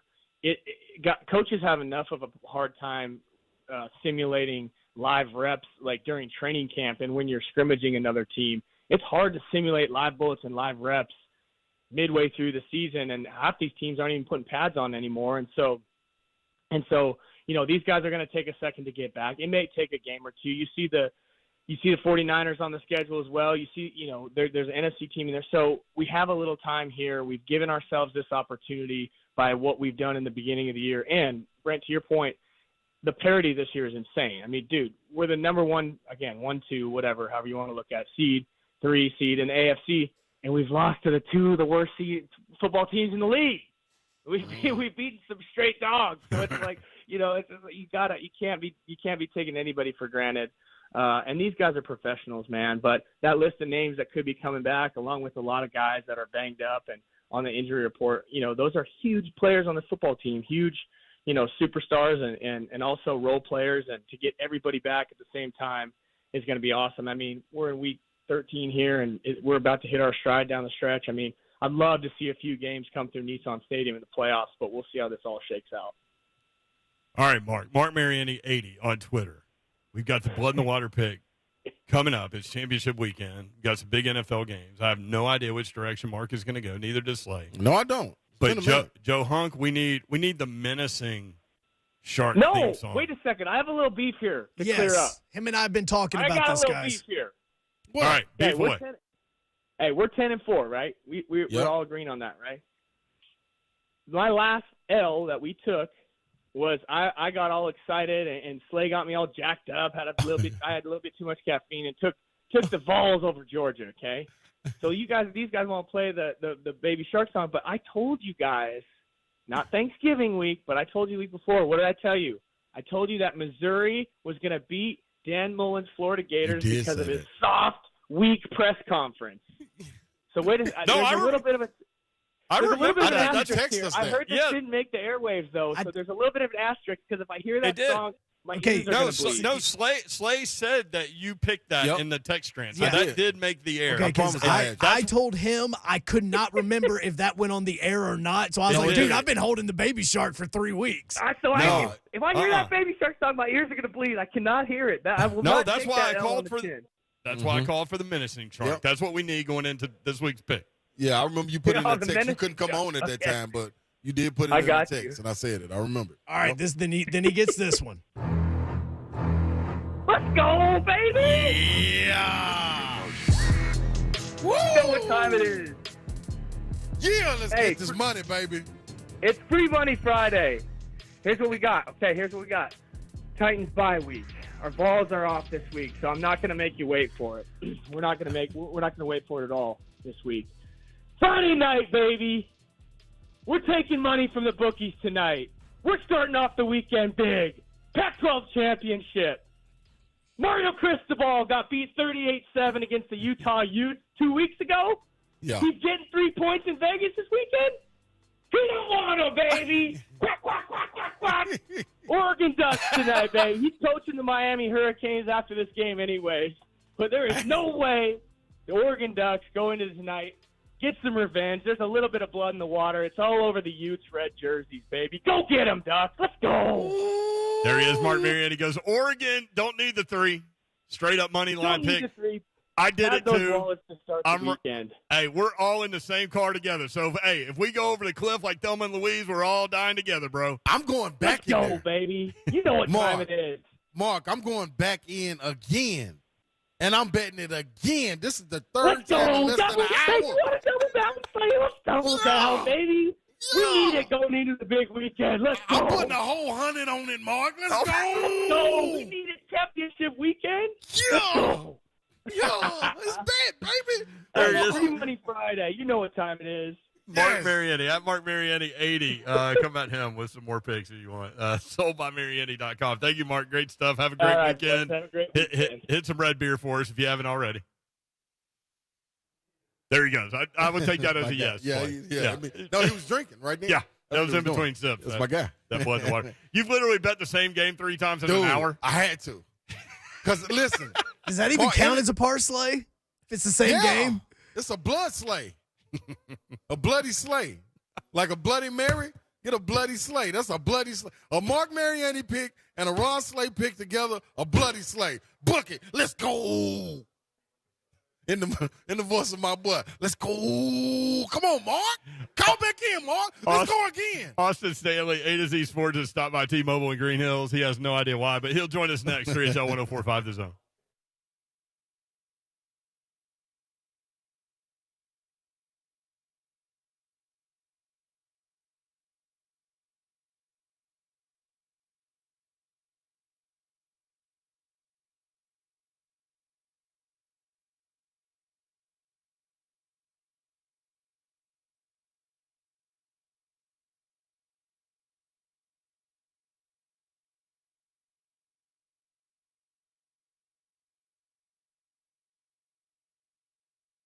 .247.com. That's the website. You need to stay local with your sports betting, and you can do it with my guys over at Action247.com. Get signed up. Let me know what games you like this weekend on Championship Week, and we can go back and forth on that stuff. I like Oregon in the money line as well, but I got to tell you, I went Oregon in the money line the last time they played Utah, and it turned into a bloody mare in a bad way.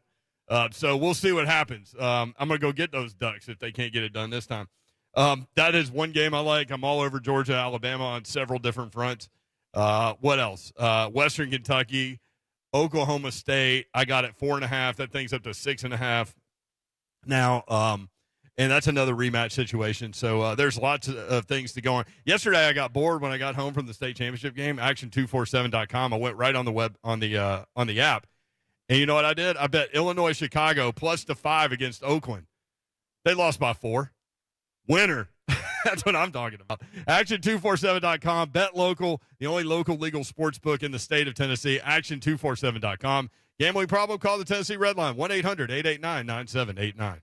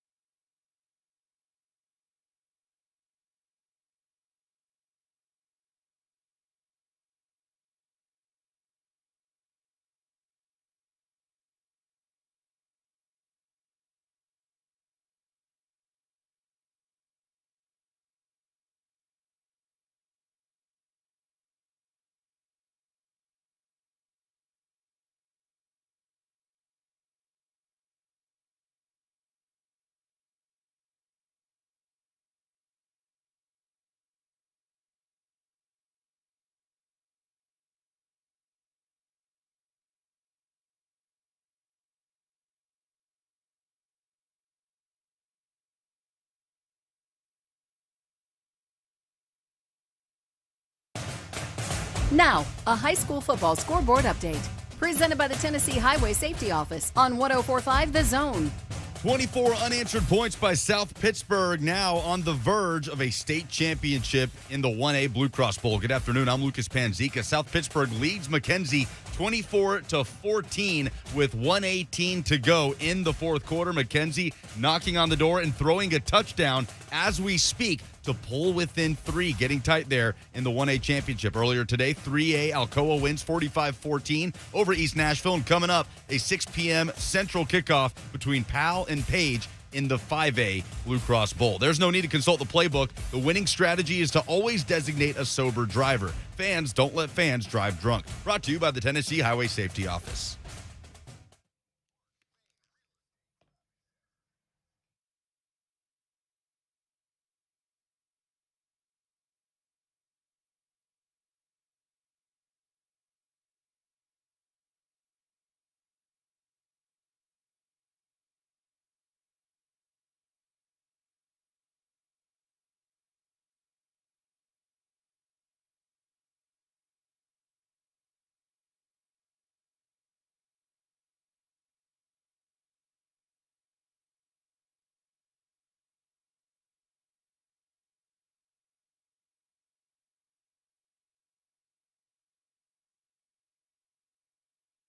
John 104.5, The Zone, and T-Mobile in Green Hills. We just had a buddy of ours that went to Pearl Cone. Yeah. Teaches at Hillsboro. Just connecting the Cindy dots. Shipman, man, my girl. The biggest UT fan I ever met when I first got to Pearl. It was like, whoa, wait Was a she minute. glad that you went to UT? Yes, John, everybody. Like, that was it. Like, that's all she used to talk about. The whole shit. So she helped recruit. No. She helped recruit. It was actually, like, we wasn't just huge UT fans, but she helped.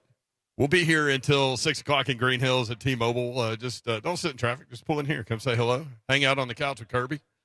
You can meet Austin Stanley, who joins us now from A to Z Sports. Austin, what's up? How are you? I just got a workout done next door and thought I'd swing by. My boy Jason Ritson in the Mandu That's right. extravaganza. Mandu, yeah. You put a suit on for how long? 15 minutes. 15 minutes at Mandu, and then you're done. Huh? All right. All right. So, like when you mess up your knee and you get stem? Yeah. It's that all over your body. What? 15 minutes, no weights, all body weight stuff. The slower you go, the better. Like everything. Hold on. Wait a minute. So it's a workout? Yes. Yeah. And it In a will suit. work you. Yes. Yeah. Ritson needs to call Slay and get telling Slay you, right endorsing there. Mandu. Do we got some right there. See that man do? Yeah. Right there. So he got a suit that can fit me? Yeah. He got one that can fit Ramon? Yes. We both going. Not in the same suit. That would be weird. First one's free. Yeah. First one's free. Yeah. Just tell them A to Z sent you whenever you Okay. go over there. Right? All right. Hey, dude. So No, it's like I'm feeling it. It's really? yes. You go do that and your hamstrings. Oh, it's on. Because you're not used to. You're not used to that anymore. No, not at all. I want to see I just this. lost all my money. I was going to ask you any extra money laying around. Slay needs a Mandu sponsorship. Whatever salesperson is listening, get on it. Yeah, because I ain't got a dime right now. You just spent it all on Oregon. Just spend it all. Yeah, man. you're in trouble. Yeah, yeah. But I could be. You could be good, There but you go. could also could I be. got to in get in the black. I mean, you're standing on the edge of the cliff, Slay. I actually. Well, You're either gonna go back in the car where all the money is. That's right. Or you're gonna jump. I'm actually not broke. I actually got $2.84 lingering in my account right now. Austin Stanley from A to Z Sports. You were sitting in here listening to this. He keeps getting fired up by Mark's words, and Marc Mariani fault. He ends up betting on Oregon money line 3 times in 1 hour. Yeah, At the same odds. the same odds. Okay. Yep. Same odds over and over and over. A bigger bet each time. Man. I started at 35, then I went to 45, then I bet the 100. Action Network's going to credit your account. Like, you're going to look at, there's going to be $250 in there because they know you'll put it all on Oregon. Was this a mistake? Right. I wish they would. No, pay me. Hey, quick question, Austin, Yes. with regard to Ryan Tannehill, and it's a debate that we've been having on this show. I know all of the things, right? Like the inconsistencies up front on the offensive line, the 37 sacks, all those things. No weapons at wide receiver, running back, whatever.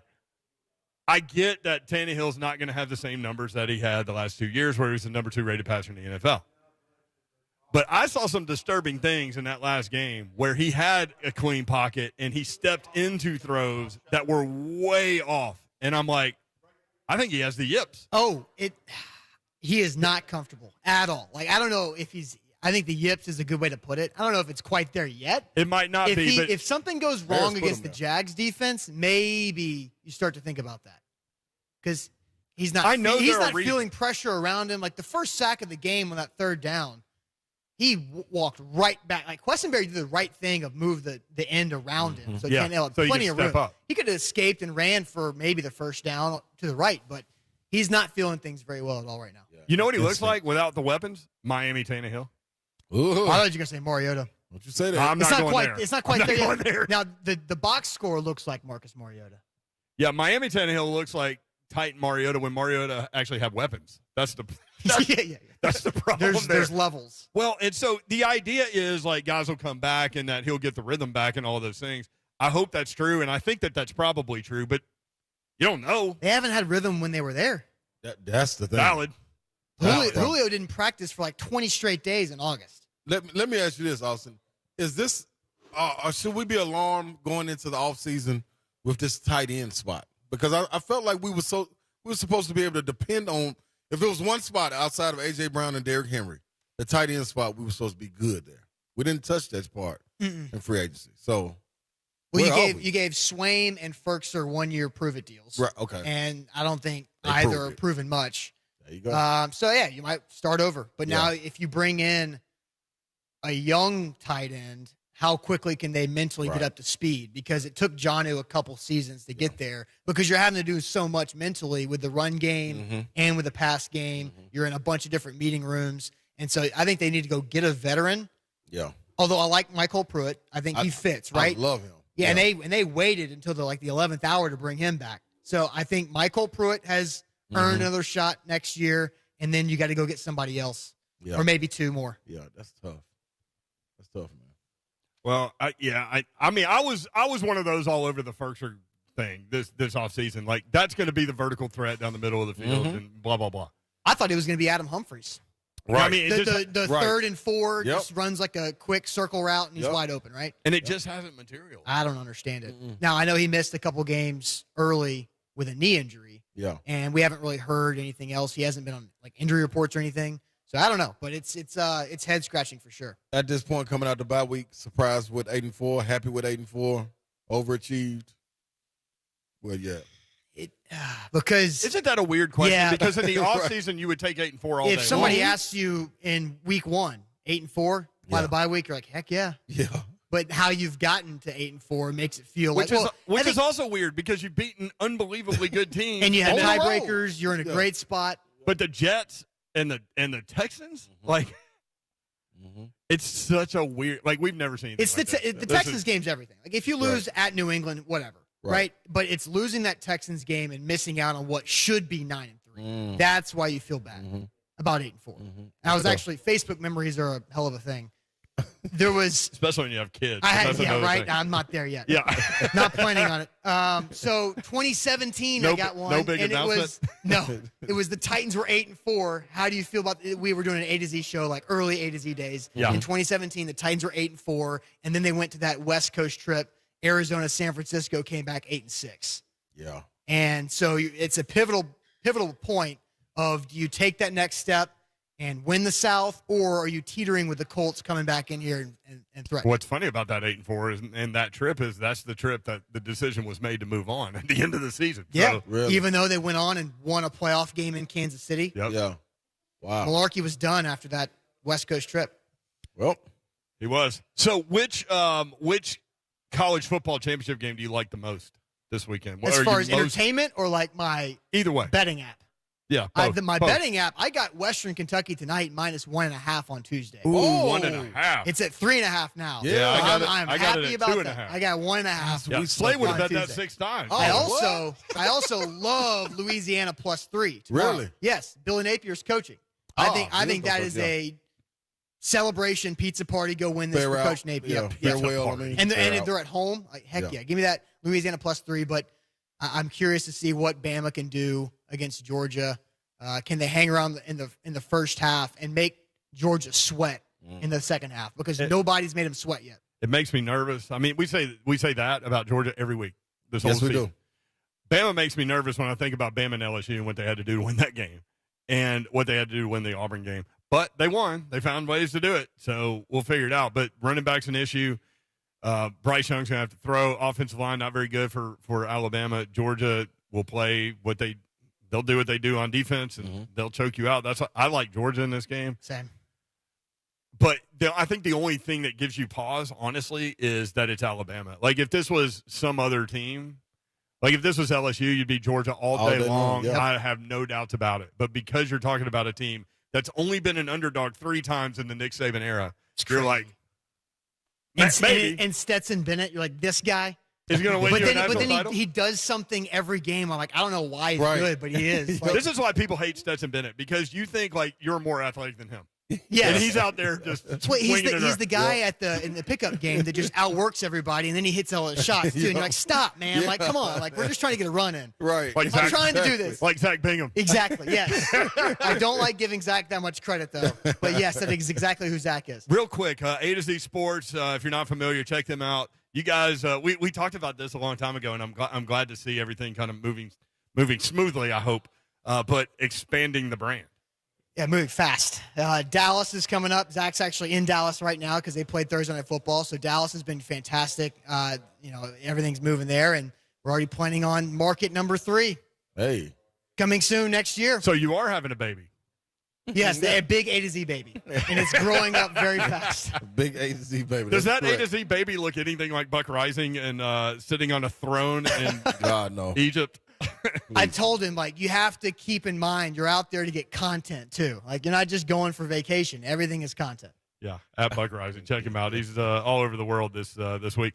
Thanks for coming by, man. Sure. Good to see you. Austin. All right, see you guys later. We'll get that Mandu suit for Ron Slay. Dude, I'm really interested in that for real. We'll just shock. Come on, man. Endorsement, please. We'll just shock you all over your body. I'm ready. Shock me up. Shock me up. Whatever that. You got to song eat goes good to. too. You can't just do that. Oh, this is see.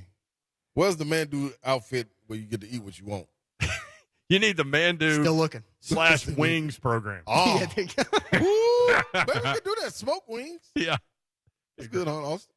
Nope. Yeah, sure. Austin looking like nope. We'll be right back. T-Mobile and Green Hills. Come by and see us later.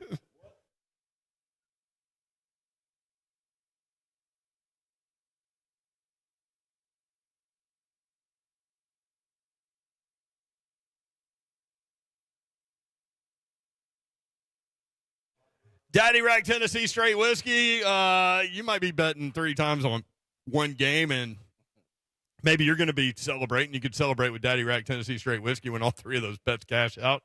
Or maybe you could be crying in your whiskey. Daddy Rack Tennessee Straight Whiskey is perfect for that as well. You need to try some today. It's spectacular. People keep tweeting me pictures of their bottle and telling me they're tasting it, and then they tell me how good it is, and I know that in advance, but also I love hearing from you guys about trying our sponsors out, and we really appreciate that. Daddy Rack Tennessee Straight Whiskey. It is Friday. It's the weekend. The weekend is here. You can sit back and relax with some Daddy Rack Tennessee Straight Whiskey, and you could do so with a local product. It is made right here in Middle Tennessee, in Columbia to be exact. Try some. You're going to love it. It's so smooth and so good. Price right as an everyman whiskey at $29.99. You can check them out online. DaddyRack.com is the website. You can see the story behind the whiskey there. It's a really interesting deal. DaddyRack.com. Daddy Rack Tennessee Straight Whiskey. Add it to your bar. Share it with your friends. Try some today. That's Daddy Rack Tennessee Straight Whiskey.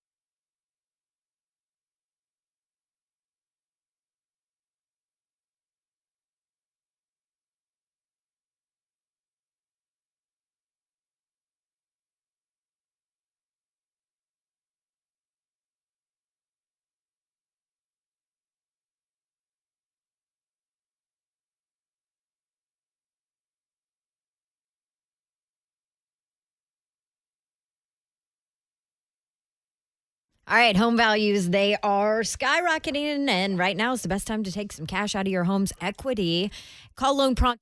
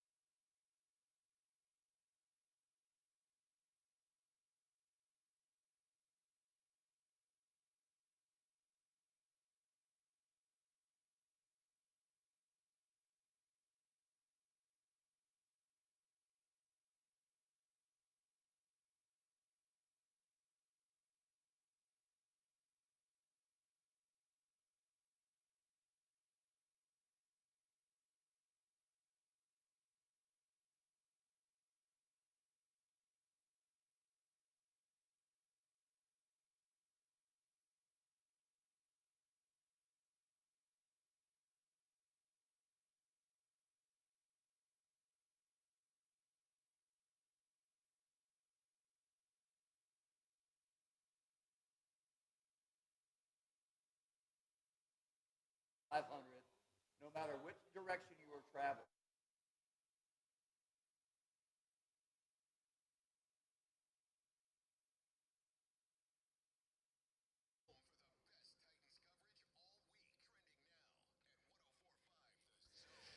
We have another state champion crowned. Good evening. I am Joe Honk. And with no Titans, no Vols, we are paying attention to the TSSAA state championship happening in Chattanooga.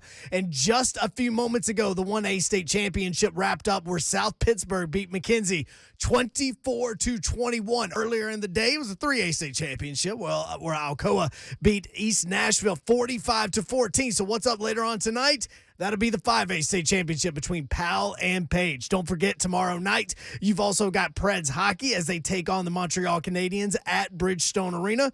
But if you want to watch some football, that's tonight, Oregon and Utah. For all your foundation repair and waterproofing needs, you need to visit USSTN.com. Breaking news at once on your home for the Vols, the flagship station for your Tennessee Titans and home to 3HL out at T-Mobile. This is 104.5 The Zone.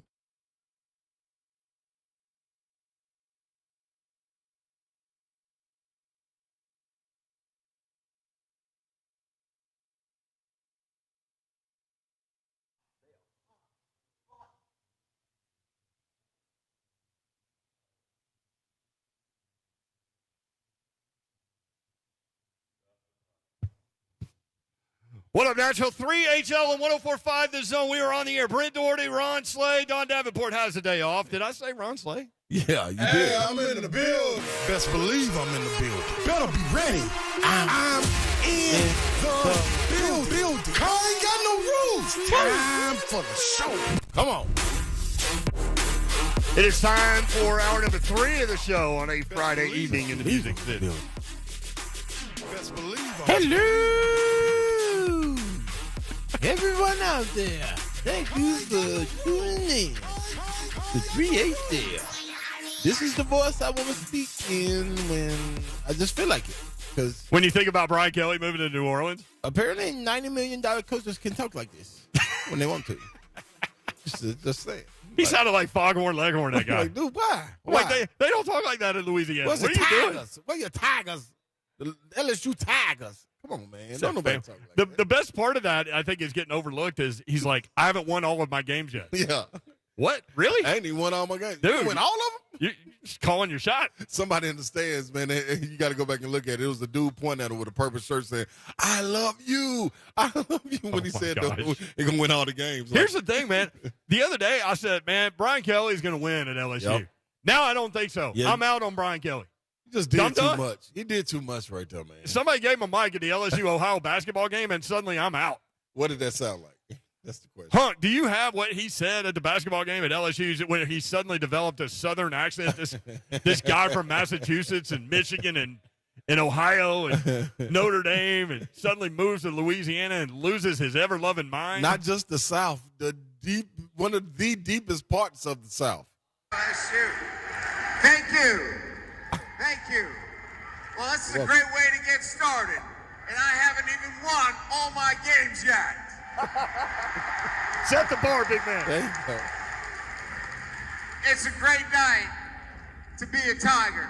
I'm here with my family, and we are so excited to be in the great state of Louisiana, but more importantly, to be with you great fans and to be part of what is going to be an incredible ride here at Louisiana State University.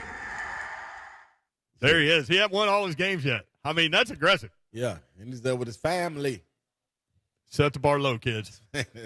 Don't start with, I'm the greatest coach in the history of coaches, starting now.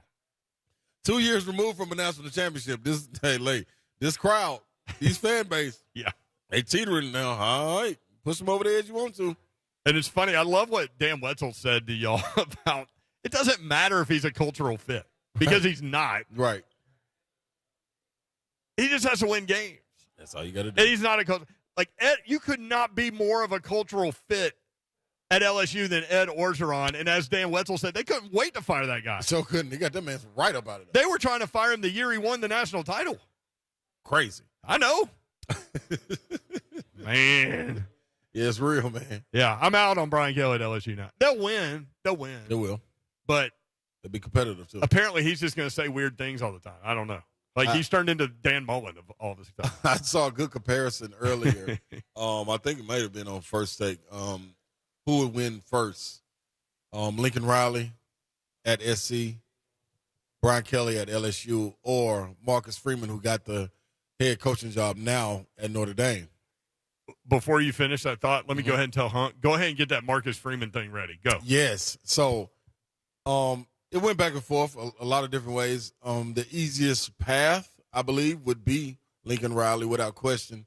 The most at hand right now probably would be Marcus Freeman.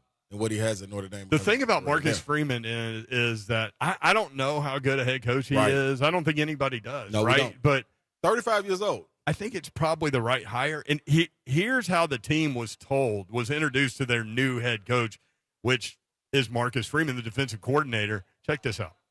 We're extremely proud of you guys on your focus and your ability to lock in all week long this week, okay?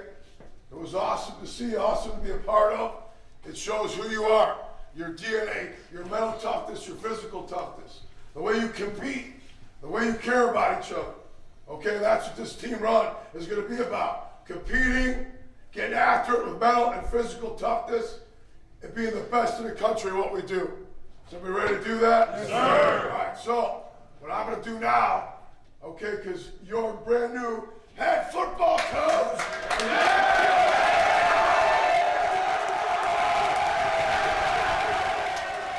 And Marcus Freeman walked out as he was saying that, and the kids went crazy. So bananas. And here's the thing, and this is where he has to set the boundaries, right? Like when you're that loved by your players walking into the head coaching job, where you're responsible for the entire program. There's some great moments that you're going to have with these kids. There's also going to be challenging moments that you have with these kids, and there's going to be some boundaries that you have to put out there to help guide them in their paths, which are all different. Yep. So that's the challenge, I think, number one, ultimately. How good a coach is he? I don't know. I don't think they do either. Yeah, you go from buffer to automatic managing everything and calling the shots. It's a complete difference because some of the things that you got to hear at a time when it was someone ahead of you, you don't hear those things anymore. It's somebody else coming to you telling you, hey, man, I think this may be. So there are tough words that need to be said to get the most out of a guy. Without question. So but that was cool. That was really very cool. And go back and watch that video if you can, people. I promise you, Brent texted earlier when we put it in the chat, goosebumps, and that's exactly what it is to see those kids embrace them. I love it. We've been breaking down all these games today. One game. So Georgia and Alabama, we're both on Georgia. Yep. Just to recap that. Western Kentucky, we love tonight. Yep, got that one. What else did we did Oklahoma State, Baylor. Love Oklahoma State. Love Oklahoma State. We did do that one. So Baylor's going to try to run the ball. Oklahoma State really good against the run. Mm-hmm. Baylor's got issues at quarterback. May have to play a true freshman. Right. In a championship game. I love Oklahoma State in that game. Cincinnati and Houston. Yeah. So Cincinnati wins. They're in the college football playoff, which I think we were talking earlier about how do you get kids to play free. Yes. Like that's a challenge, and that's something that has to be done for the best teams to get where they want. Play free. Mm-hmm. Cincinnati's playing with not hoping to get in. Right. They win, they're in. Without and they question. know that. Yep. So, I do like Cincinnati in that matchup. Defensively, they are legit, dude. It is hard to get over on them in the pass game. Mm-hmm. And their cornerbacks, their two cornerbacks in the slot corner, Slay have given up 2 touchdowns. Wow. All season. They have 7 interceptions. Sauce Gardner, one of their cornerbacks, has not given up a touchdown pass in his career at Cincinnati. Houston's defense is better than what they've seen lately.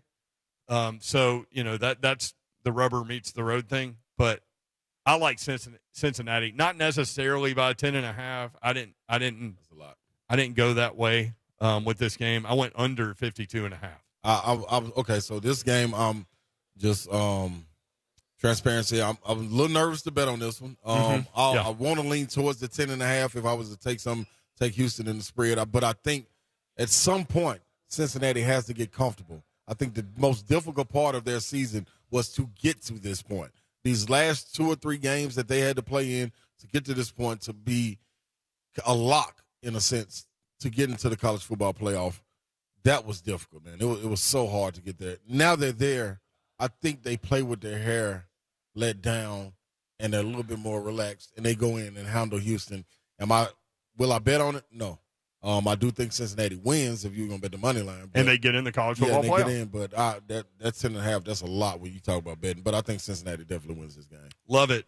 Brent Doherty, Ron Slay, hit us up on Twitter, RonSlay35, at Brent Doherty, at Don Davenport TN. Kirby's been banned from Twitter, so don't worry about him. Oh. Christian is on Twitter. Christian, what's your Twitter handle? CP Capozzi 18. I thought it said supposed. That's easy to remember. CP supposed. Yeah, you might need to whittle that thing down a little bit. Capozzi. As Hunk said, that's easy to remember. When we come back, we'll take some of your phone calls. We got people that want to talk about college football. Darrington wants to Trash Talk Friday, which we certainly can do. And we got a little in the air tonight. With a little Georgia feel, perhaps, coming up in the next segment. Stay tuned or hop by and see us. We're in Green Hills at T-Mobile. We will be here until 6 o'clock, and we would love to see you. 615-737-1045.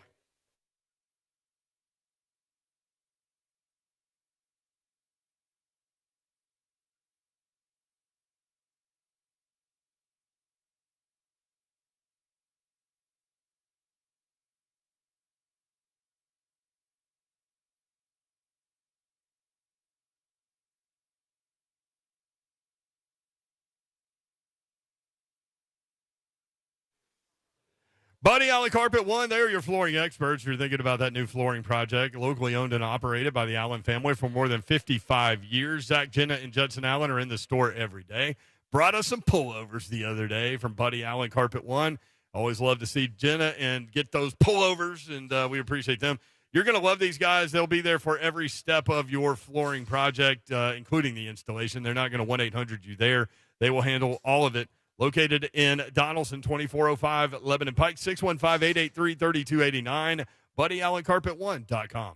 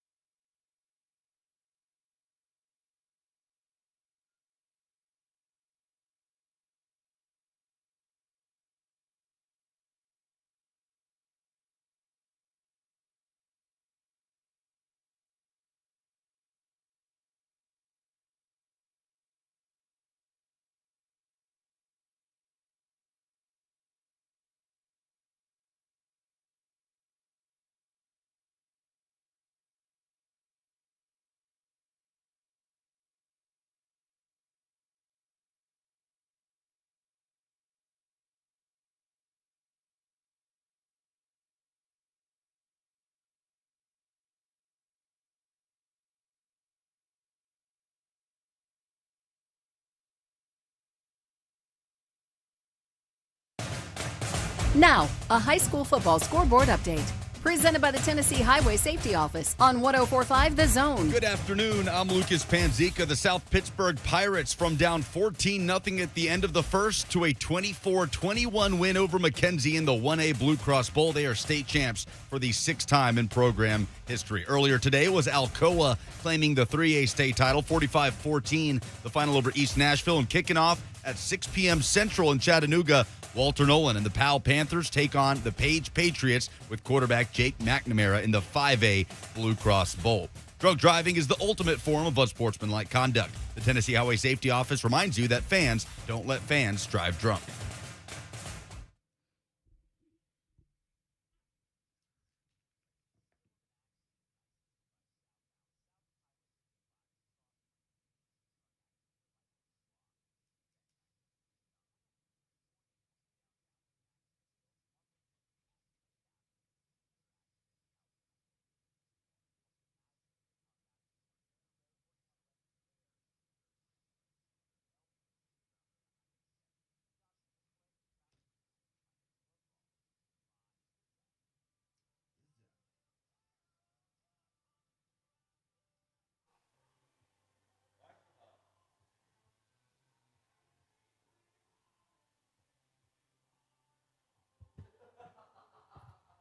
HL 104.5 The Zone. Rolling through a Friday. Hey. In Green Hills, man. Little 12-year-old me, 11-year-old me running around Green Hills. It's a little different place back then. Yeah. Similar traffic. Most Believe it definitely. or not. The traffic has never changed on this street. Goodness gracious. But, yeah, it's good to see Hillsboro High School getting up and running back there. Yeah. Football field is good. Those kids have played 3 years of road games, man. And Coach Fitzgerald knows all about that. Yep. They need Your a guy. home. Get their home right, man. So, it's good to be in Green Hills. Appreciate them. Talking a lot of football today. Yeah. Darrington on a Trash Talk Friday. By the way, in the air tonight. If you know, you know. If you don't, stay tuned. Better. That's coming up. Darrington, what's up, man? Man, hey, man. It's good old Friday. You know what I'm saying? Hey, the show, the Slay Port, I love it. When just the chemistry, man. The mayor, it just sets the show off. Like, and anyway, it's Trash Talking Friday. I will be at the SEC Championship game tomorrow. Now, Slay, you know we like to bring in energy, so I'll go ahead and take this roof off real quick. Alabama fans, I got a banner on all y'all heads. I've been sick and tired of y'all for the last 5 years. It's over. Your run is over. Y'all might as well go kiss Nick Saban on the foot, because we're about to put foot in you. Do you understand what I'm telling you? Bulldogs is coming. Hey, now, when we were about to play Tennessee, I kept hearing what type of dog is a bulldog. Well, guess what? This bulldog coming to bite, because we're sick and tired of it. You know, the old folks used to say, we're getting sick and tired of being sick and tired. Well, Derek Burnett, I am sick and tired. So, Alabama, this weekend, roll Tide, because the Bulldogs is coming. Y'all have a good weekend. I'll see you. Bulldogs out, baby. There's Darrington. You know what an Alabama fan is doing right now, sitting there listening to that? I've heard this before. Yeah, they are. That's the problem. And you might get us, but I've heard this before. That's the problem. And I'm surprised with it being Trash Talk Friday. This how I know Alabama's on the heels right now. They're laying in the cut. Man, dude, usually they would call in and be like, oh, man, we don't want to hear that. Alabama's going to be Alabama. I ain't heard that. And I know a lot of Alabama fans. I haven't heard from any of them. You know when you'll hear from them? If they beat Georgia, boy, you'll hear them. Hear them. I will let you go. Slay, I'll let you know. We had one Alabama caller call in right before a break. He said he could not hold. He says, but I believe that Georgia's going to beat them out of us.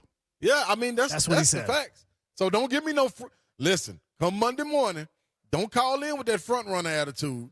Call in and say, hey, man, we dodged one, boy. I thought such and such, but we prevailed. So that's what I want to hear. I think Georgia by like 13.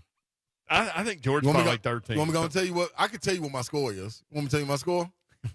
What's your score? 24-10, Georgia. We're right there. We are. That's what made me say, let me go on and tell Man, we're like a old married couple. Dude, we bookends. Bookends. Starting to think like each other. And that's everything. right. Finish each other's sentences. Yeah. Definitely do that. See, we just did it. Of course we did. I'm going to go back to this real quick. Then we'll go to take more phone calls. Can Georgia get over the Bama hump? Bama has been a favorite in 92 consecutive games until this one. That goes back to 2015. I'll get to there. Okay. Bama's been an underdog 3 times under Nick Saban. 3. Think about your school and how many times you were an underdog this year. Yeah. Just whatever school. I don't care. Yeah, it don't even matter. 3. 3 times. He's been there since 07. That's tough, man. That's tough. He's been there 11 years longer than 3. So what is better than a dynasty? Because that's what they got. What runs longer than a dynasty? I don't know, man. It's not a dynasty what they have no more. They had an era of dynasty. So is Nick Saban Linda Evans in dynasty? I don't know. Kirby like that. Yeah, I know it's an old joke, but Kirby likes it. Yeah, y'all watch the stories. And by the way, Kirby wanted to reiterate he is simply suspended, not banned. Yeah, from not Twitter. banned. Yeah. I'm like, yeah, but they're not lifting the suspension. He's like, well, I haven't tried. I'm like, okay. I forget what he did. It was like bombs over Baghdad or something. I don't know what it was. You dropped a bomb on me, baby. I don't know. Oh, was it Hasta La Vista? Hasta La Vista cookie. Hasta La Vista cookie. When Oreo moved to Mexico, that's what got him banned. Wow, they got political on you, man. They just shut you up. They shut my guy out, man, over the cookie. Yeah. Cookies are serious. Freedom of speech for everybody but Kirby. Cookies are serious. All right, Bama's been an underdog 3 times since 2007. In 2008, the SEC title game, they were a 10-point underdog to Florida. They lost 31-20. Very next year, SEC title game, 2009, they were a 5-point underdog to Florida. They beat Tebow and the Gators 32-13. 2015, 1-point dog to Georgia. That's the last time they were an underdog, and they beat Georgia 38-10. Can Georgia get over the hump? We got in the air tonight coming up. Stay tuned for that. By the way, what about the Grizz last night? Won by 73. Goodness NBA gracious. record was 68. Without Ja Morant. Without Ja Morant. Does that make them better, or does that make Ja go over there and go, man, maybe I should distribute more? No, they let them know, man, if we ever get in trouble and I get in foul trouble or something, we got some guys that can carry us. I'm going to tell you what helped. Dylan Brooks coming back really helped him. Yes. Him coming off injury, that was big time. Loved him. Very good. Who else we got? We got Tony in Nashville about the SEC championship game. Tony. All right. Yeah, fellas. Hey, Tony, what's up, man? Everything's good, brother. I'm still breathing. That helps every time. Hell yeah, Tony. Yeah, got to, baby. But everybody can, all these guys and people can get their hopes up, but Alabama is going to beat Georgia, and it's not even going to be close. Tennessee showed them how to beat them, but they just didn't have the horses to keep it up. Their back end is weak, and they got better receivers, and then plus Alabama, I believe, is number 1 or number 2 against the run. They're going to make Georgia's quarterback beat them, and that boy don't have the juice. Then they got the advantage of quarterback because Bryce Young is the truth. I don't care what you say. I ain't seen nothing like that young man in a long time. Yeah, he don't panic either. Dude, if he had the weapons at wide receiver that Mac Jones had, my gosh. And if he had an offensive line that didn't make him run for his life every time he dropped back to pass. This ain't no conversation right here. Yeah. But the difference is this young man can make quick decisions. He knows what he's going to do with the ball when he get it. And the number 2 thing is the Titans, they'll be hard pressed if they can win one more game, and that's the game coming up now, because Tannehill just can't get the job done. Not only did he throw for 6 interceptions in the last 2 games, but in those 2 games, he put the ball directly in the defense's hand 5 more times, and they just dropped the ball. Hey, Tony, this is going to sound like a weird question if it's not true. But I've been looking for punctured lung Tony for a long time. Is this you? This me, baby. You know who it is. Hey. Dude, I've heard so much about you. Hey. Dude, I've been waiting to hear from you since I got on the show, dog. He had one of the best phone calls in 3HL history talking about Tony Romo and his punctured lung and my friend Jeff Malone's wife who had the same thing in the hospital. Oh, my gosh, Pete. Punctured lung Tony, how in the heck are you? It's good to hear from you, man. Hey, man, I'm doing great, man. Enjoying life. Been with one woman all my damn life. And, Ron, if you see me, you'll know me. Oh, that's real. Right. If you see me, you know me. I'm be like, oh yeah, I know Tony. All right, Tony. That's Hey, you real. got to call in more often, bro. Yeah, dude. You're Well, one I of the great. do, but yeah, Alabama. Seriously, when I was out there and I was doing a little gambling here and there, these are the type of games that I waited on, because everybody is pulling. It's like going to school. When I went back on a high school reunion, old guy that me and him used to get into it all the time on the playground, and I don't know why he did it. I whoop him every time. Not being bad or anything like that, just defending myself. Then when we go back to the 10-year reunion, then he gonna run up to him, and then I look him in the face and say, "Look, man, you remember I'm the same guy." Yeah. See, that's what I'm talking about, Tony. Tony just lays it That was down. a game. Right, and then when Georgia get on that team, on that field with Alabama, they gonna look at them and realize, hey, these the same guys. and the two biggest advantages Alabama gonna have is quarterback and Nick Saban. Now, because what's the coach's name for Georgia? Kirby Smart. Kirby Smart. Every time he gets backed up in the corner with Nick Saban, man, he makes a real dumb decision with the ball, like the 4th and 8. I believe it was in the championship game. What was that? Yep. About 3 years ago? Yep. Tony, here's the thing, and you're right on this deal. Usually when the public is all in one direction, it's smart to go the other way, right? Right. Absolutely. I love it. Hey, man, love you, bro. It's going to be a great game. That's the national championship game right there. It might be. Love you, bro. Yeah. Glad you called, man. Thanks, Tony. All right, Man. I love can't you wait to see you, guys. man. Look, y'all have a good holiday. All right, brother. There he goes. Puncture lung Tony. I've been looking for that guy. Tony said I'm gonna know him when I see him. Yeah, what does that mean? That could mean like, listen, man, I'm telling y'all. You literally know everybody in Nashville. That's the thing. Like, I've grown up on all sides of town. Grew up at TSU. Was always over at Vandy. Like I'm all around. Like, my mom was all around. Like, it's the Slay family. Hunk, did you ever find that phone call that I keep talking about? No, I was even searching for it as he was talking because I hoped that his call would make the system show it to me or something. I still can't find it. I just searched through our database. I need you to get on it. Jump on it. I did find the Dan Wetzel curling story though. Oh, you did? Oh, Yeah. It's about 8 minutes long, but I have found that one. I think we need to play that in the next segment. I really believe that we need to play that, which means we need to get after it right now. We'll play. Here's the thing. It's too long for the next segment.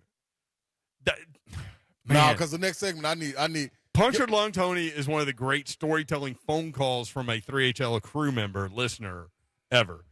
Dan Wetzel's curling story from the Olympics is the greatest story ever told on 3HL. Really?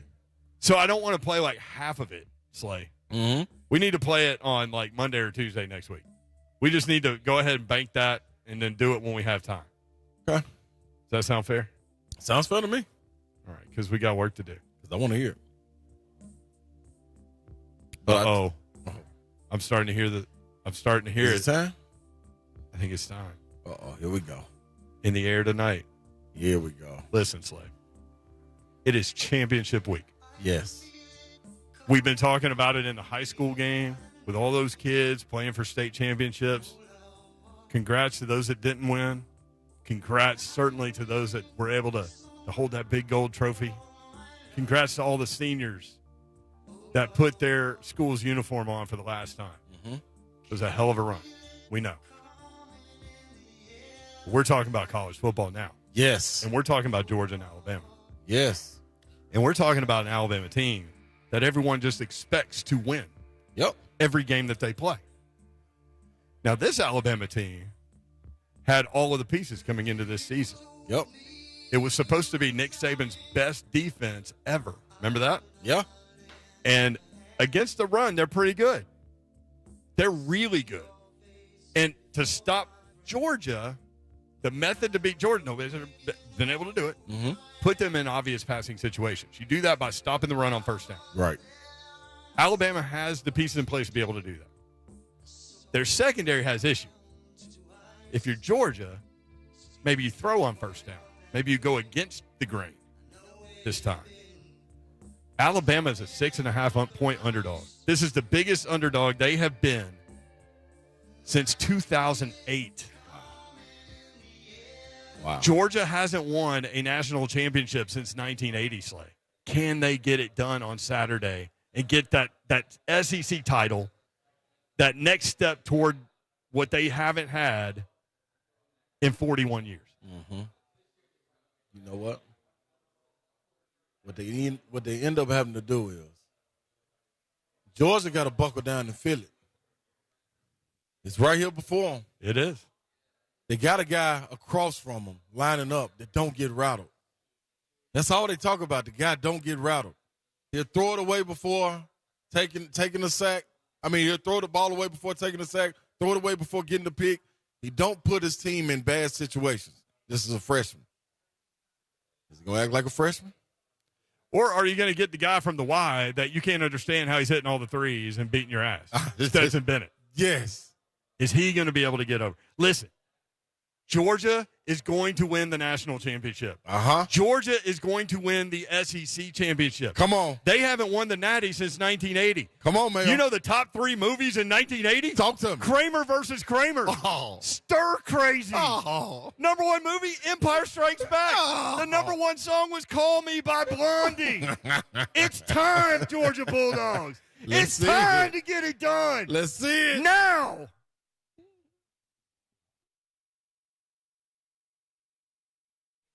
Bring it. We want to be on high alert, Alabama fans. If you need somebody to call and talk to, y'all hit me up. I gave my email out once before. I ain't going to do it again because y'all all might be flooding my line. But all I'm telling you is if you need a shoulder to cry on, man, or somebody to get a hug, y'all let me know where you at. I'm going to come meet you, man, because this could get ugly. I'm just saying. Or y'all could step up to the challenge. And the dynasty still may reign supreme. Nope. Go Dogs. Go Dogs. We'll be right back.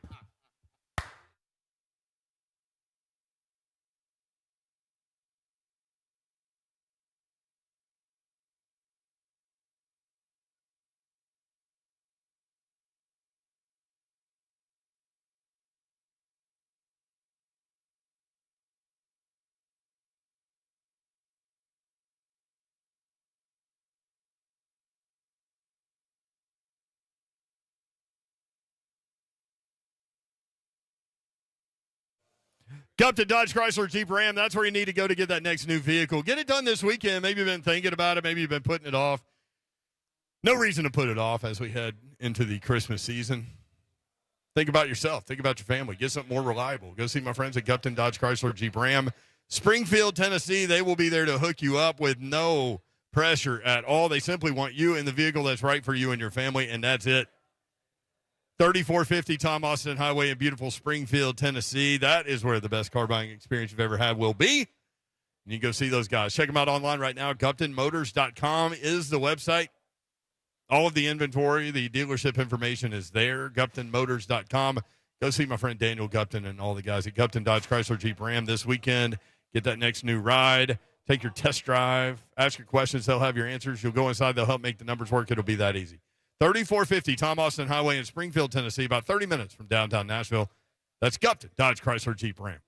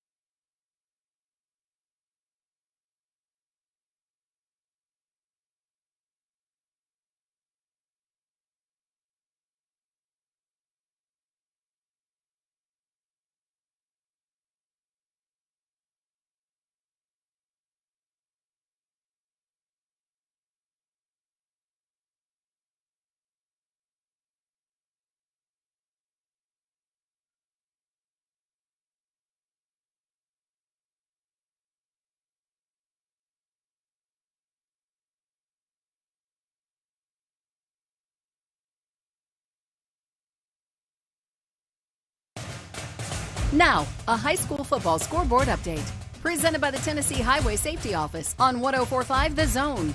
Good afternoon. I'm Lucas Panzica. South Pittsburgh storms back to claim its sixth state title in Chattanooga. The Pirates took the 1A Blue Cross Bowl with a 24-21 final over Mackenzie. Earlier today was Alcoa winning the 3A title 45-14 over East Nashville. Coming up with a 6 Central kickoff, the nation's #1 prospect in Walter Nolan leads the Powell Panthers against quarterback Jake McNamara and the Page Patriots in the 5A Blue Cross Bowl. Tomorrow at 10 a.m., it's Elizabethton and Tullahoma in 4A, Westview and Hampton in 2A at 2 p.m. Central, and the 6A state title between two unbeaten mid-state teams in Summit and Oakland kicks off at 6 p.m. in Finley Stadium. There's no need to consult the playbook. The winning strategy is to always designate a sober driver. Fans don't let fans drive drunk. Brought to you by the Tennessee Highway Safety Office.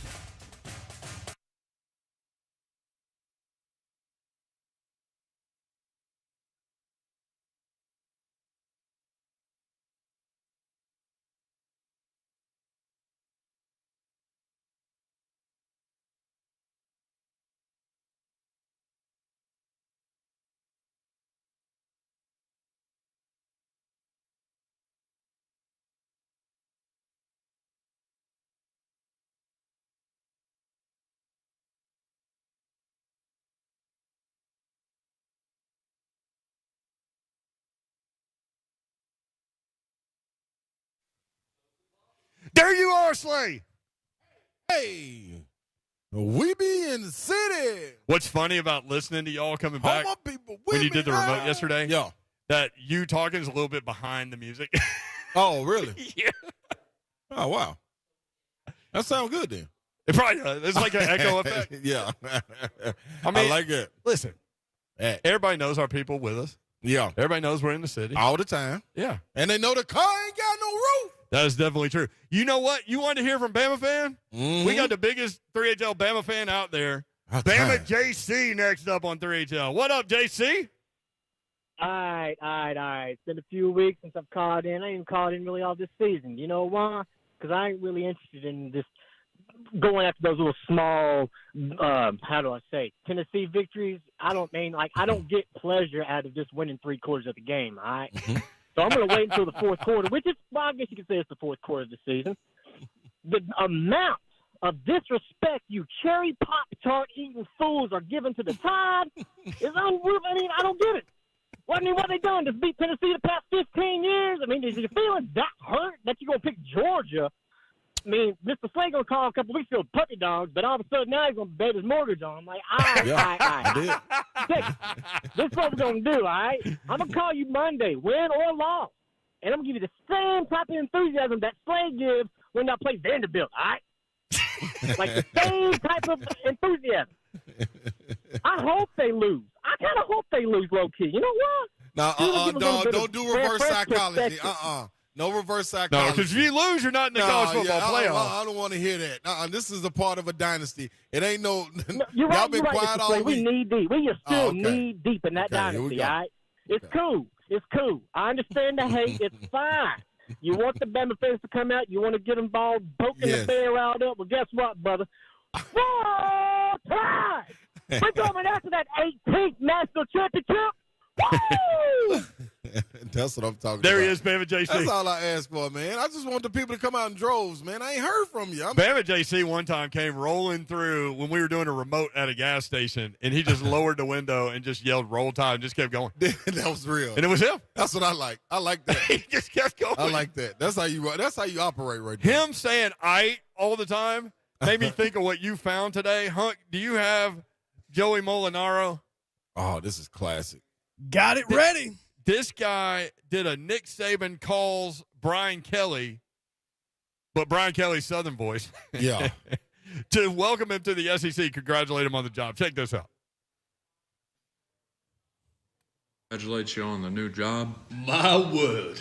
Is this the Alabama Slammer himself to whom I am speaking with? This is Coach Saban. Well, consider me flying a kite in the middle of a thunderstorm on a hot July day because I am shocked. All right. When the phone rang, it tickled my interest. But now, Coach, you have my attention. To what do I owe this pleasure? Well, like I was saying, I just wanted to call and congratulate you on the new job and welcome you to That's the on SEC, point. and I look forward to competing against you for years to come. Oh, well, that's mighty kind of you, Coach. Mighty kind.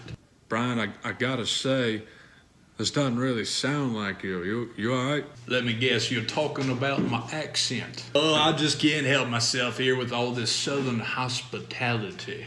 It just oozes onto you like spreading butter over a hot roll on a muggy Louisiana summer day.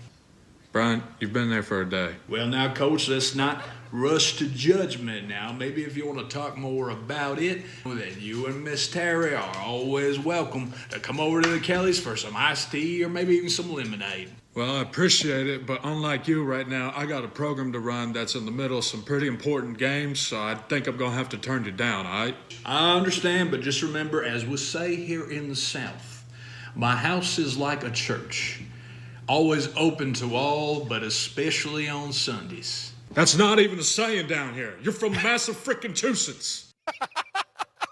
Hey, that's classic right there. That Nick Saban was on point. Oh, he did a phenomenal job. We're gonna try to get in touch with him. Joey Molinari. I'm gonna write him. So, speaking of Brian Kelly, we had 3HL microphones out and about down in Baton Rouge. Brian Kelly with a little team meeting this morning. It went a little something like this. Boy, looks like sody pop. Watch it fizz.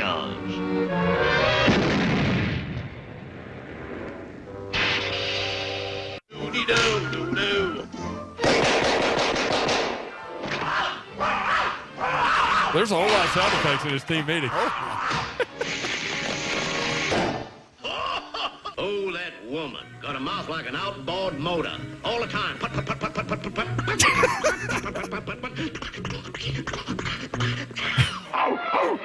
All right, there's Brian Kelly in the team Dog at meeting. the end. The Red Dog got involved, I think. I like that. Red Dog knew LSU sponsor. I don't know. Brian Kelly sponsor. Hey, man. Know what time it is. It's time for the ParSlay, baby. Let's get it, baby. Listen, if you've been listening all day, you've got the notes to the text. Hey, back in our day, they had these things called the Cliff Notes. Huh. And a lot of times people didn't read the book. They read the Cliff Notes. You ain't need it.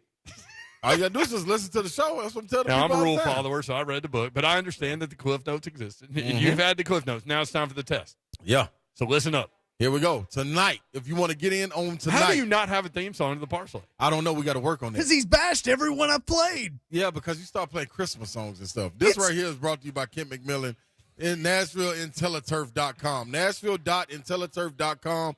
Go right there, man, and get anything you're looking for turf-wise. Maintenance-free and pet-friendly. Kent McMillan, hit my guy up. He's my guest picker again since nobody hit me up. And we got Georgia and Baylor on the spread. That's the Kent McMillan IntelliTurf pick. Now, time for the ParSlay. ParSlay, people, here you go. Tonight, Oregon and Western Kentucky. Take that. Run it. Spread on both of them. Now, oh, no, and the money line on Oregon. Double back if you want to. So you can go spread on both of them. You can go spread on both. But the advice is money line on money Oregon. line, yeah. Okay. Earn them on money. Now, for tomorrow, I'm making the ParSlay short because it's been a little long. Y'all ain't been able to keep up, so I'm making sure for y'all. I can't keep up. Georgia, the spread, or under if you want to. Either one. Take it. Oklahoma State, spread. Louisiana, spread. That's for tomorrow. Sunday for the NFL, real short. Ravens take the spread. Washington and Las Vegas take the under. Simple. That's very simple. You know what I mean? That's how we're going to start doing. By the way, keep this to 6 teams max. Slay may or may not be out of money on his account. Yeah, I need Oregon to win. He went crazy on Oregon. Bet him 3 times in an hour. Yeah, thanks to Mariani. Somebody tag Mariani and tell him, let me hold something if things don't go right. But it's going right. There's blood in the water. There's blood in the water. We're going all in, baby. Let's go. Oh, my goodness.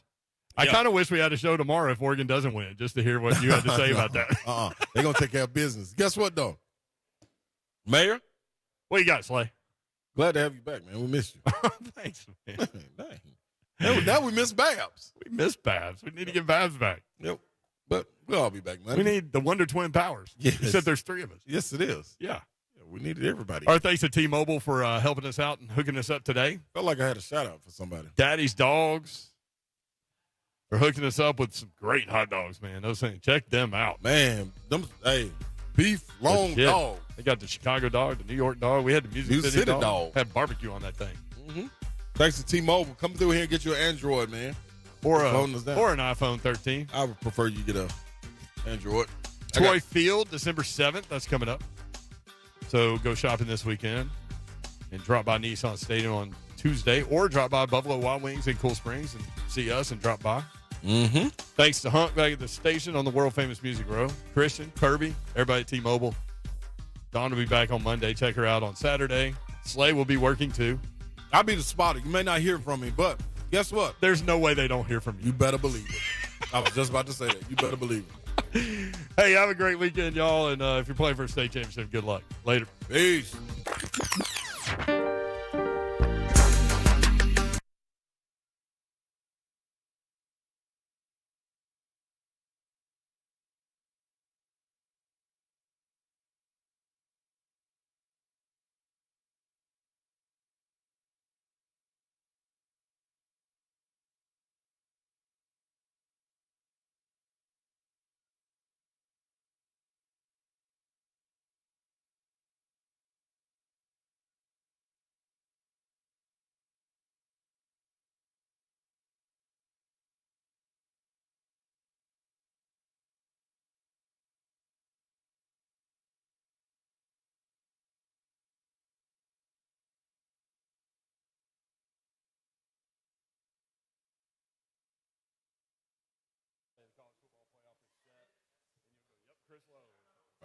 All right. 3, 2, 1. Mondays are always fun on 3HL because we got so much to talk about. Yes, we do. We got to dive into this is game week. We are back. Yes. Yo, so we got to get